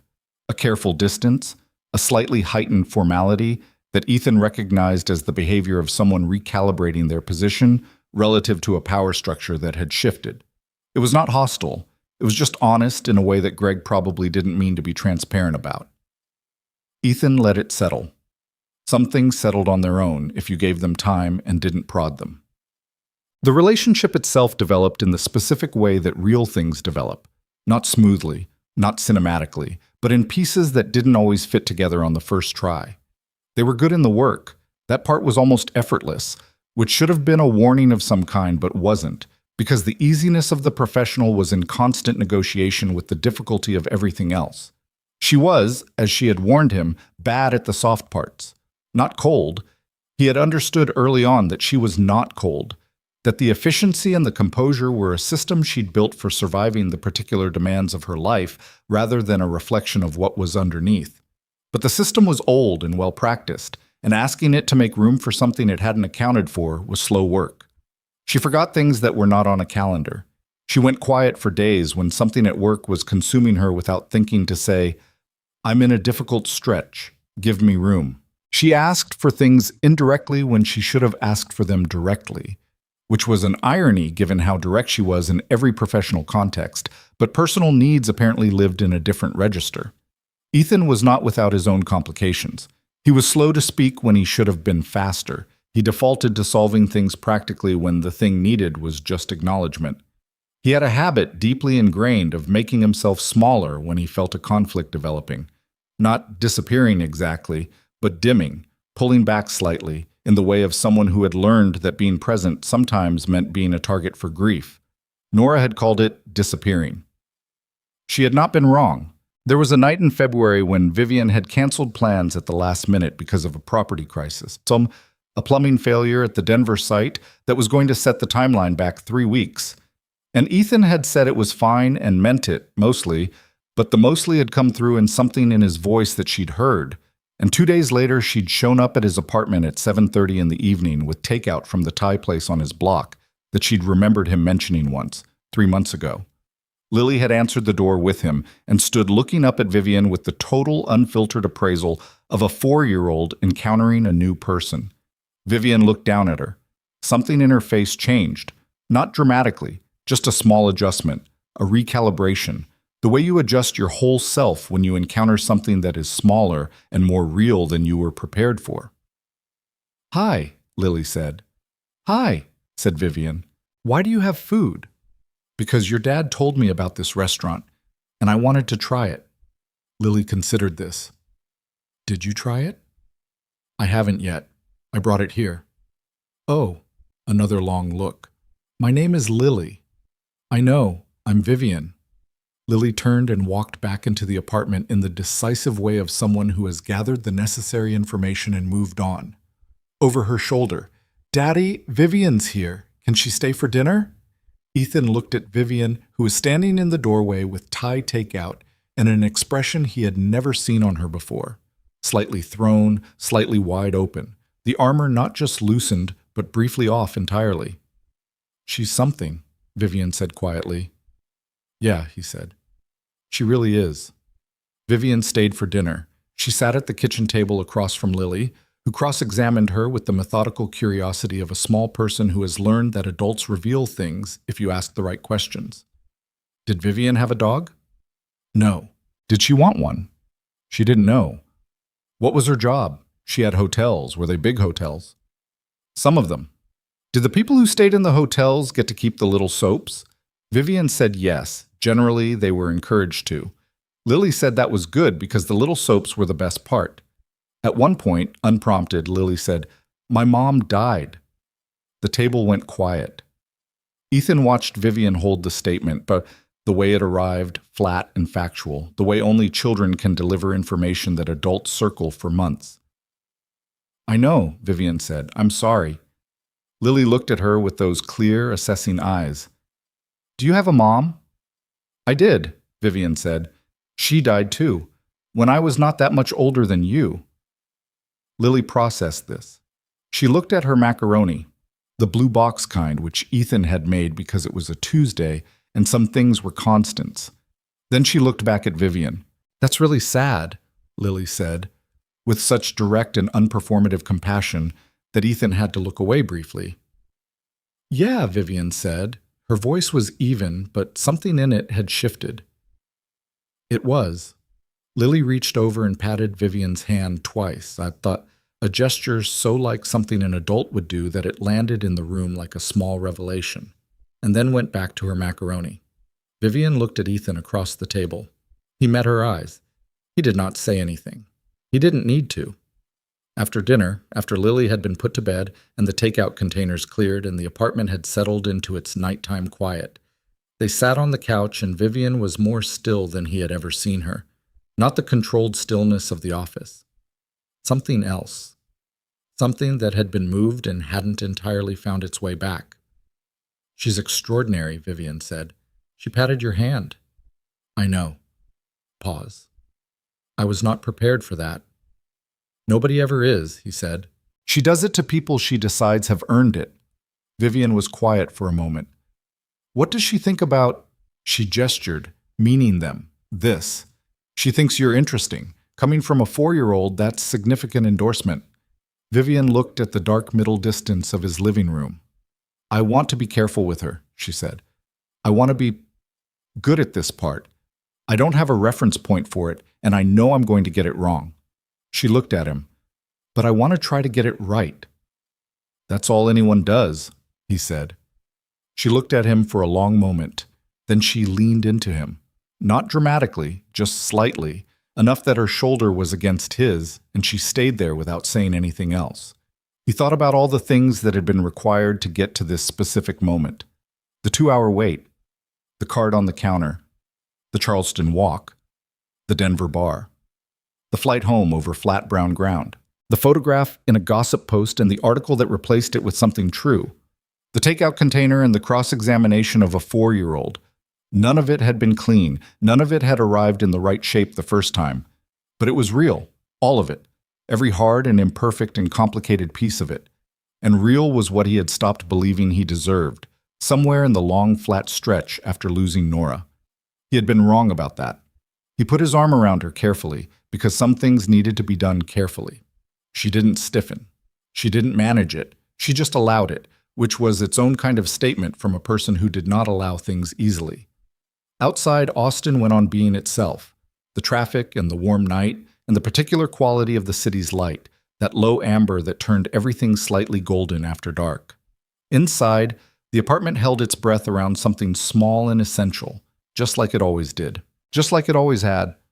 Except that now there were 2 people in the room, and the quiet was different for it. The Charleston property opened on a Thursday in late March, and the weather cooperated in the specific way that coastal spring sometimes does, warm without being heavy, the air carrying just enough salt to remind you where you were without overwhelming the senses. The kind of day that felt like it had been requested in advance by someone who knew what they needed. Ethan stood in the entry hall of what was now called the Meridian, a name that had come from the work, from the orientation concept, from the idea of a fixed point from which everything else is measured, and watched people walk through the door for the first time and do the thing he had been working toward for 8 months. They stopped, not dramatically, not with the gasping quality of theater, but with the small involuntary pause of people encountering a space that had made a decision about itself and committed to it fully. The compass rose from the original warehouse floor had been preserved under a panel of tempered glass, set flush with the new flooring, lit from below, visible to anyone who knew to look for it. Most guests would not know what it was or where it came from. They would feel it rather than read it, the sense of something genuine underneath the present, the sense of a place that had not invented itself from scratch, but had grown from what was already there. Vivian stood across the room watching the same thing Ethan was watching. She had her arms crossed, not defensively, but in the way of someone absorbing something they have been waiting a long time to see.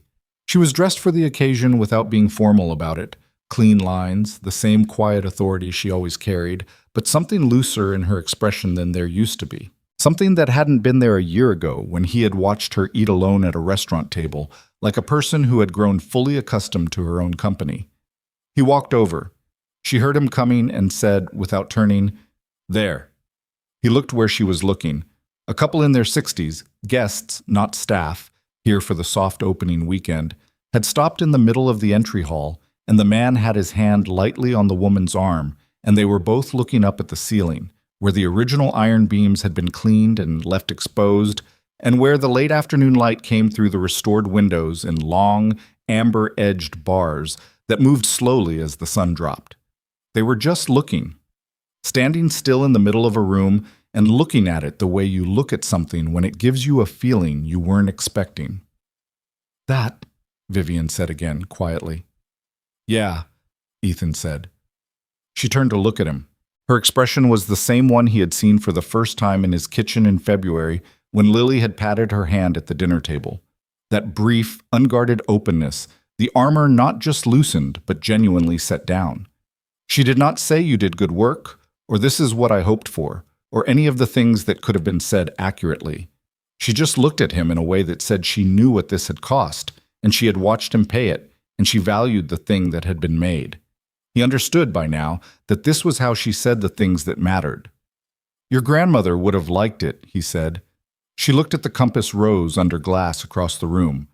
"She would have stood here for 20 minutes and told me the proportions of the entry ceiling were slightly off, and then admitted she was proud." A beat. "In that order." He laughed. It surprised her slightly. She always looked slightly surprised when he laughed at the right moment, as if she were still adjusting to being read correctly. He liked that. He liked being the person who could do that. The evening moved forward. There was a reception, investors and press, and a handful of carefully selected guests who had been chosen to be the first experience of the space. Vivian worked the room with the efficiency of long practice and the added quality of someone who had something real to talk about tonight, rather than just projections and plans. She could speak with authority about every detail of this building, not because she had memorized a fact sheet, but because she had been inside the decisions, had walked the space in every stage of its becoming, had argued about wallpaper and compass roses and ceiling heights, and the weight of history that a building carries whether you acknowledge it or not. Ethan moved through the evening differently. He was not a room worker, had never been, and the months with Mercer Hospitality had not changed that fundamental thing about him. He talked to the people who sought him out and listened carefully and deflected the more performative conversations with the gentle skill of someone who has learned how to be present without being consumed. He talked for 20 minutes with an architectural journalist who had questions about the material decisions, and the conversation was genuine and ran long and ended with the journalist saying she wanted to write about the project in depth, and could they arrange a follow-up? And he said yes and meant it. Marina Okonkwo was there. Vivian had invited her, which was the kind of deliberate decision Vivian made that looked casual from outside and was anything but. Marina found Ethan near the end of the evening and looked around the room and said, "You made something." "We made something," he said. She looked at him the way she had in the interview room, with that specific journalist quality of seeing a degree more than the surface. "You look different than you did in November," she said. "Different how?" She thought about it. "Like you stopped carrying something?" He considered this. It was accurate enough. "Still carrying plenty," he said. "Sure," she said, "but not the same things." He thought about that for a moment, what he had set down and what he had picked up, and how those were different weights, different shapes, different demands on the hands that held them. He thought about Lily at home tonight with Rachel, who had agreed to babysit and had called him 3 times in the past month to say in various constructions that she was relieved and happy and wanted to say "I told you so," but was choosing not to, mostly. He thought about Nora, not the waiting room, not the absence, the ordinary version, the tea with the bag still in, the directness, the way she had looked at him across their kitchen table in the early years and seen him clearly and not flinched at what she saw. He thought about how she would have looked at this room tonight with the amber light moving on the ceiling, and how she would have found the compass rose immediately and known what it meant. He missed her. That had not changed. It was possible, he had learned, to miss someone completely and also to be fully present in a life that was continuing. Those two things did not cancel each other out. They lived alongside each other, the way things do when they are both true. He had spent a long time believing otherwise. They drove back to Austin the next morning, Vivian and Ethan in her car, and somewhere on the long, flat stretch of highway with the low Texas landscape opening out on both sides, Vivian said, not looking at him, eyes on the road, "I want to ask you something." "Okay." "If I said I wanted more, not more of the project, more of the other thing, the Lily thing, the kitchen table on a Tuesday thing," she paused. "If I said I wanted that to be permanent, not a thing we're trying anymore, but a thing we've decided, would that scare you?" He looked at her profile. The set of her jaw, the particular quality of her attention, even when she was focused on driving. He had learned her in pieces over the months, the way she cleared her throat when she was about to say something she'd been holding for a while. She was clearing her throat now. "It would scare me a little lot," he said honestly. "Everything real is a little scary." That's a non-answer. It's the accurate answer. He looked out the windshield. The highway was long and straight, and the sun was behind them, which meant the road ahead was clear and well lit. "What are you actually asking, Vivian?" She was quiet for a moment. Her hand shifted on the wheel. "I bought a house," she said. He turned to look at her. 3 months ago," she said. "I've been living in an apartment since I moved to Austin. Corporate lease. Nothing personal about it." She glanced at him briefly and back at the road. "I bought a house in Terrytown, 4 bedrooms, a yard. The kind of yard that would have a purpose if there were a child who needed somewhere to run." She paused.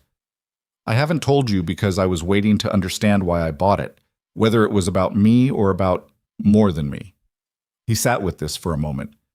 "You bought a house with a yard for a child you didn't have," he said. I bought a house with a yard, she said, because I was tired of living somewhere that didn't mean anything. And because I have a 4-year-old in my life who told me the little soaps are the best part and patted my hand at a kitchen table, and I realized I wanted to know her. She said it directly, the way she said things when they were most true. I wanted to know who she becomes. The highway ran ahead of them, straight and clear. That's, he started. I know it's a lot, she said. I know the math of what I'm describing. I'm not asking you to move in tomorrow.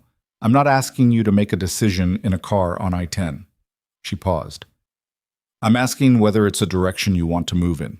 That's all. He looked at her. This woman who had driven 40 minutes on a Thursday night to tell the truth to a stranger in a restaurant, who had looked at his portfolio 3 times before she walked through the door, who had kept no photographs in her office because she had decided what the office was for, and who had allowed herself slowly and with great difficulty and occasional backsliding to decide what the rest of it could be for, who had sat at his kitchen table and received a 4-year-old's frank declaration about dead mothers without flinching, and who had been patted on the hand and let it land. Yes, he said, it's a direction I want to move in. She nodded once.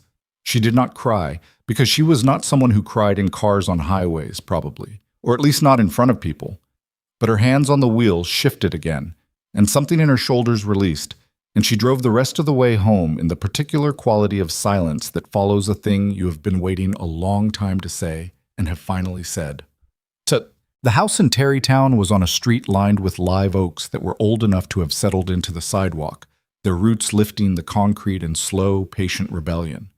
The house itself was a 1940-something craftsman with a wide front porch and a backyard that was larger than it looked from the street, with a catalpa tree near the fence that was in bloom in early April and dropping white flowers onto the grass in a way that Lily, when she first saw it, described as snow but warm.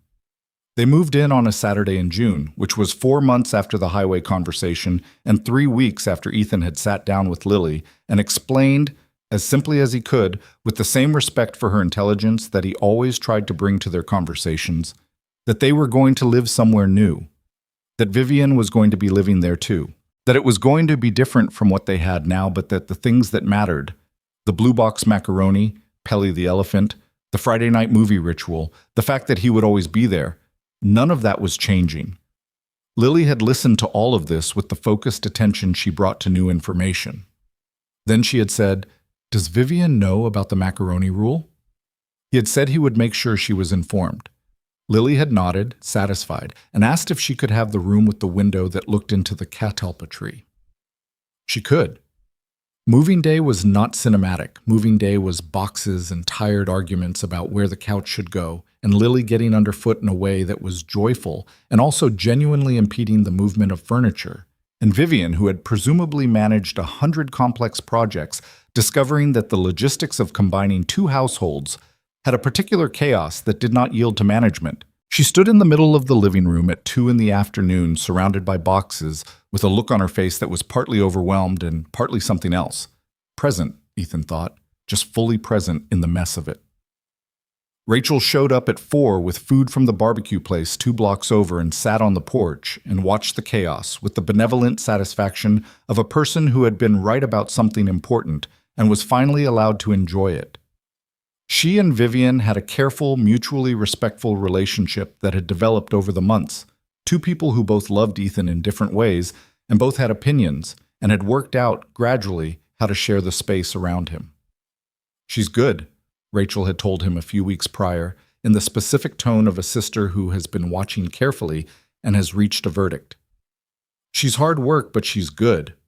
And then, "She looks at Lily like she's paying attention, not performing it, actually paying attention." But that had meant more to him than almost anything else anyone had said. The house became a home the way homes do. Not on moving day, not all at once, but in accumulation. A hook by the front door where Lily's backpack went every afternoon. Vivian's coffee mug that lived on the left side of the dish rack because that was where she always set it. The photograph Ethan framed and hung in the hallway. A print from Charleston, the compass rose under glass lit from below, that Vivian passed every morning and sometimes stopped to look at for half a second before continuing to the kitchen. The catalpa tree dropped flowers in June and went green through the summer, and Lily spent the better part of August conducting elaborate games in the yard that involved unclear rules and very specific requirements of anyone who wanted to participate, including Vivian, who participated on Lily's terms with the focused adaptability of someone who was learning a new skill and was not too proud to be bad at it initially. There was an afternoon in late August that Ethan kept coming back to afterward. He was at the kitchen table working. The Denver rollout was in final stages. Portland was finally moving. And he could hear the yard through the screen door. Lily's voice giving instructions with the absolute authority of a person who is both director and lead actor and has no patience for improvisation. And then Vivian's voice, lower, responding with the quality of someone who was genuinely listening rather than tolerating. And then Lily's laugh, the bell sound one, the real one, at something Vivian had said or done. He had stopped working. Just stopped and sat and listened to the sound of it. He had not known, when he sat down in Linen and Salt 16 months ago, that this was the shape of what was waiting. He had not known, when he drove home that night with a business card in his pocket, and the particular deflated feeling of a night that had failed in the most visible possible way, that failure was not what had happened. He had not understood yet that the empty chair had been doing something other than mocking him. He understood it now. Not as a tidy lesson, not as the kind of revelation that arrives with clarity and resolution.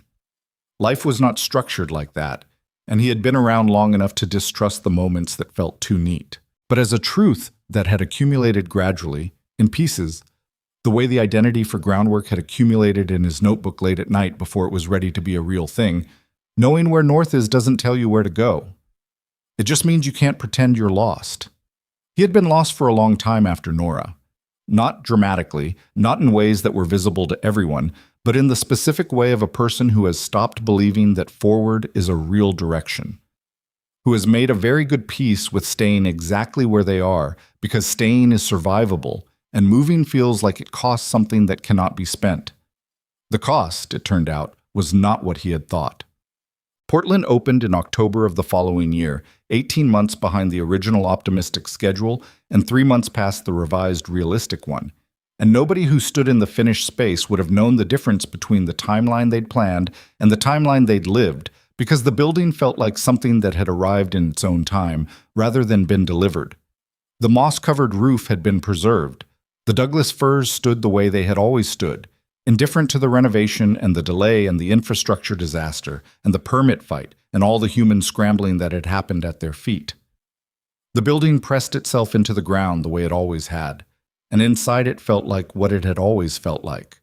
A place in the trees, quiet and specific, not trying to be anything other than where it was. Ethan stood on the access road in the October morning light and looked at the exterior for a long time. Vivian stood beside him with her hands in her pockets and her hair catching the wind that came through the tree line, and she was looking at it the same way she had looked at the Meridian on opening day, with the long patience of someone who has waited for something real and recognizes it when it arrives. "You said it right," she told him. "In the proposal, you said it should feel like you found it." "I had help with the concept," he said. She looked at him. "Your grandmother," he said, "knowing where north is." She was quiet for a moment, then, she would have hated the name. Too abstract for her. A pause. She would have loved the building. They stood there for a while. The trees moved. The light changed. A bird somewhere in the canopy made a sound that was the only sound. There were things, Ethan thought, that you spend years building without knowing that's what you're doing. The craft that accumulates in the hours when nobody is watching. The logo thrown away at midnight. The concept rebuilt from nothing because the first version was convenient rather than true. The eye trained over years to see what is false and what is found. He had been building that without knowing what it was for, without being certain anyone would ever ask for it. And there were other things. The life that assembles itself not from plan but from presence.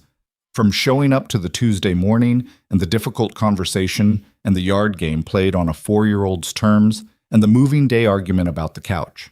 From choosing the truth over the easier story again and again, even when the truth cost something. He was 34. He had a daughter who was nearly 6 and had recently become interested in drawing and had decided that her drawings were art projects and that they should be displayed on the refrigerator, and also, now that there was more refrigerator, on the walls of the hallway next to the Compass Rose photograph. He had agreed to both terms. He had a company. His name was on the door now, not a firm but his own entity, a small operation that Mercer Hospitality anchored and that was beginning to attract other clients who had read the Marino Conquo article or seen the Meridian's coverage, or simply found their way to his work the way clients occasionally did, through the grapevine of people who value the same things. He had kept Priya on retainer. Dale had followed of his own accord. They were a very small shop doing the kind of work that required patience and specificity and the willingness to throw things away, which meant they were not for everyone, which suited him. And he had Vivian, difficult, brilliant, still bad at the soft parts in ways she was slowly and imperfectly improving, who still went quiet for days without warning, who still answered her phone at dinner sometimes when she shouldn't, who had once rescheduled Lily's school performance viewing for a vendor call and had then felt the weight of that mistake, not because Ethan had said anything, but because Lily had said with devastating simplicity, "It's okay, Vivian, I know you work a lot," and who had come home that evening quieter than usual and had sat on Lily's bed at bedtime and read her an extra 2 chapters without being asked, and had come out of the room with her jaw set and said to Ethan, without preamble, "I'm going to do better at that." He had said, "I know." And she had, not perfectly, not in a line, but in the accumulation of choices that constitute a person trying, which was all he had ever asked, all anyone could reasonably ask of another person who was carrying their own history and their own difficulty and their own hard-earned defenses. She proposed on a Sunday morning in November, the year after the Portland opening, not in a restaurant, not in a moment arranged for an audience. In the kitchen of the Terrytown house at 8:45 in the morning, when Ethan was making pancakes and Lily was at the table drawing something that she described, when asked, as a horse but with better legs, and the radio was on low and the catalpa tree in the yard had gone bare, and November gray, and the kitchen was warm with the smell of butter and batter. Vivian came downstairs later than she usually came downstairs because it was a Sunday, and she had, over the course of 2 years, learned to allow Sundays to be different from weekdays, which was a significant personal development, and she stopped in the kitchen doorway and looked at the two of them. Lily at the table with her crayons, Ethan at the stove with flour on his left forearm from the mixing, the radio, the warmth. She looked at it for a moment the way she had looked at the Meridian on opening night, with the long patience of someone who recognizes a thing she has waited for. She went to the counter. She opened the drawer that held the miscellaneous things, rubber bands, takeout menus, a small flashlight that Lily insisted needed to be accessible at all times, spare keys. She reached to the back of the drawer and came out with a small box that she set on the counter. Ethan turned around from the stove with the spatula in his hand. She looked at him. "I'm not good at speeches," she said. "You know that." "I know. I'm good at decisions. I make a decision, and I commit to it, and I don't revisit it after the fact." She looked at the box and then at him. "I made this one a while ago. I was waiting for the right time, and then I realized I was doing the thing I do where I manage the moment instead of just being in it." She picked up the box and opened it toward him. A ring, simple, not elaborate, a design that was clean and meant it. "So I'm just being in it." Lily looked up from her drawing. Vivian did not look at her. She looked at Ethan. "Marry me," she said. Not a question, the way she said things when they were most true. He looked at her. This person who had sat down in the empty chair and changed the direction of his life with the absolute unpretentious certainty of someone who has done her research and made her decision. Who had told him she was bad at the soft parts before he found out for himself. Who had 4 photographs of her mother and had finally, after 2 years, put one of them in her office. Small, framed, set on the corner of her desk where she could see it from her chair. Who had bought a house with a yard before she let herself say why. Who had been patted on the hand by a 4-year-old at a kitchen table and had let it change her. The pancakes were going to burn. He turned off the burner. "Yes," he said. Lily, who had been following this with the focused attention of a child who understands that something significant is happening even if the full shape of it is not yet clear, looked at the ring box and then at Vivian and then at Ethan. "Does this mean Vivian is going to be here all the time?" she asked. "She already is all the time," Ethan said. Lily considered this. "Okay." She looked at her drawing. Can I be a flower person at the wedding? Vivian looked at her. The unguarded expression.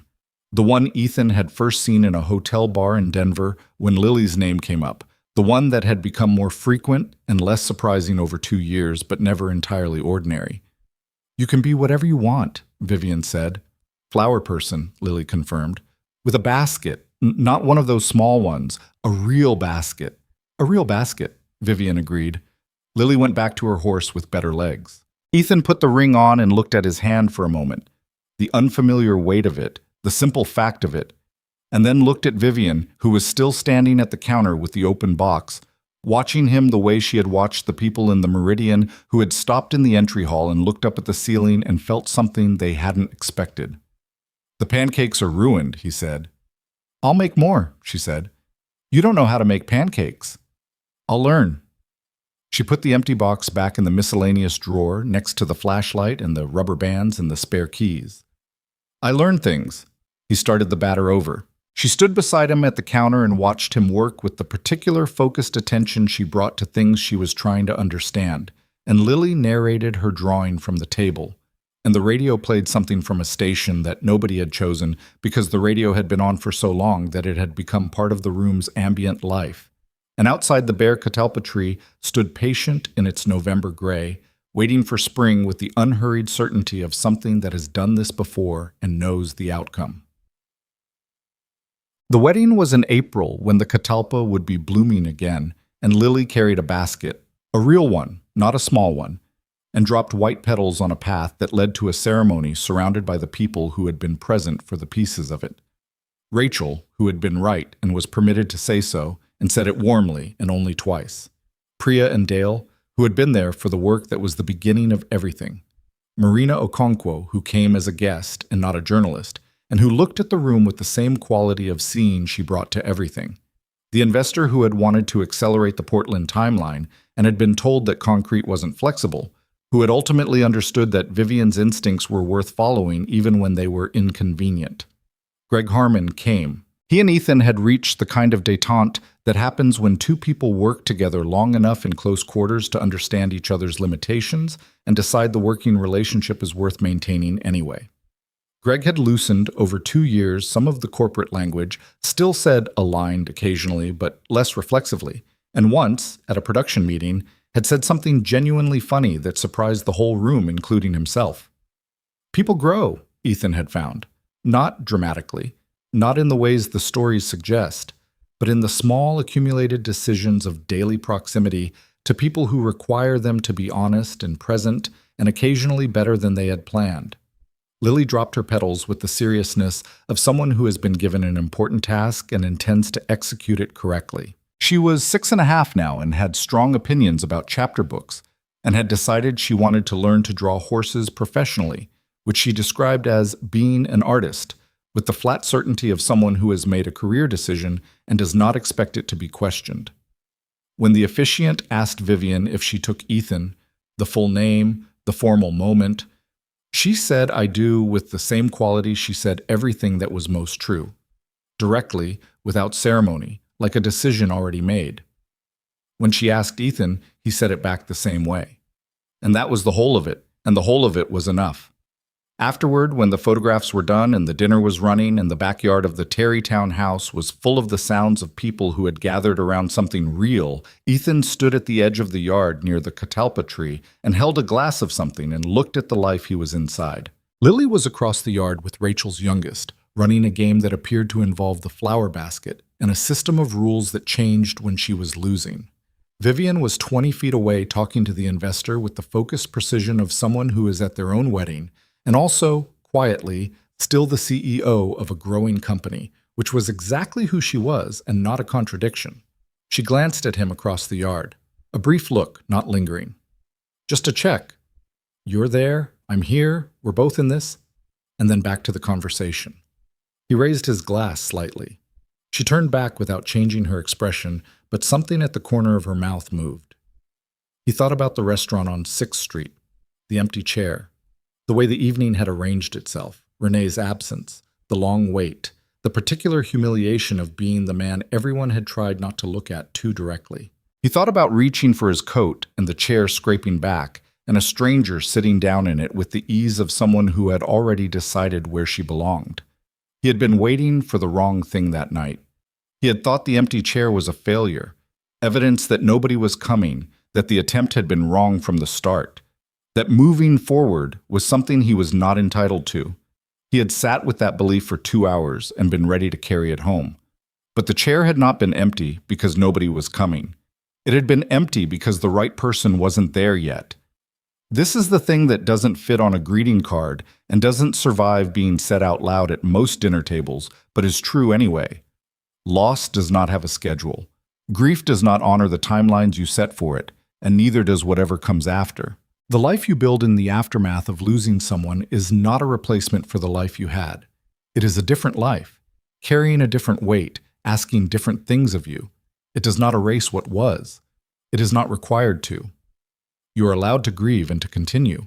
You're allowed to keep the photographs and fall in love and make more pancakes and get it wrong and try again. You're allowed to want things for yourself even when you're still carrying the missing. Ethan had needed a long time to believe that. He believed it now. Not because the hard things had resolved into ease. They hadn't. They wouldn't. Vivian would cancel plans and go quiet without warning, and they would have the same argument about the phone at dinner at least twice more in their lives. Lily would grow up and become her own full and complicated person with opinions Ethan hadn't anticipated and decisions he would worry about. The work would have good years and difficult ones. Portland would need a roof replacement within the decade. The world would do what the world does, which is continue being itself regardless of your plans for it. But the center of it was real. The house with the catalpa tree and the compass rose in the hallway, and the miscellaneous drawer with the empty ring box that nobody had moved. The kitchen on Sunday mornings, the sound of Lily's laugh in the yard and Vivian's voice answering it. The empty chair had not been waiting for Renee. It had been waiting in the way that the right things wait. Not patiently, not impatiently, just there, present, holding a place for something that had not arrived yet but was already on its way. He finished his drink. He walked back toward the yard, toward the noise and the light, and the accumulated fact of the life he was building, piece by imperfect piece. The catalpa tree dropped a few white flowers onto the grass behind him. Nobody noticed. The flowers fell anyway. That was the whole story.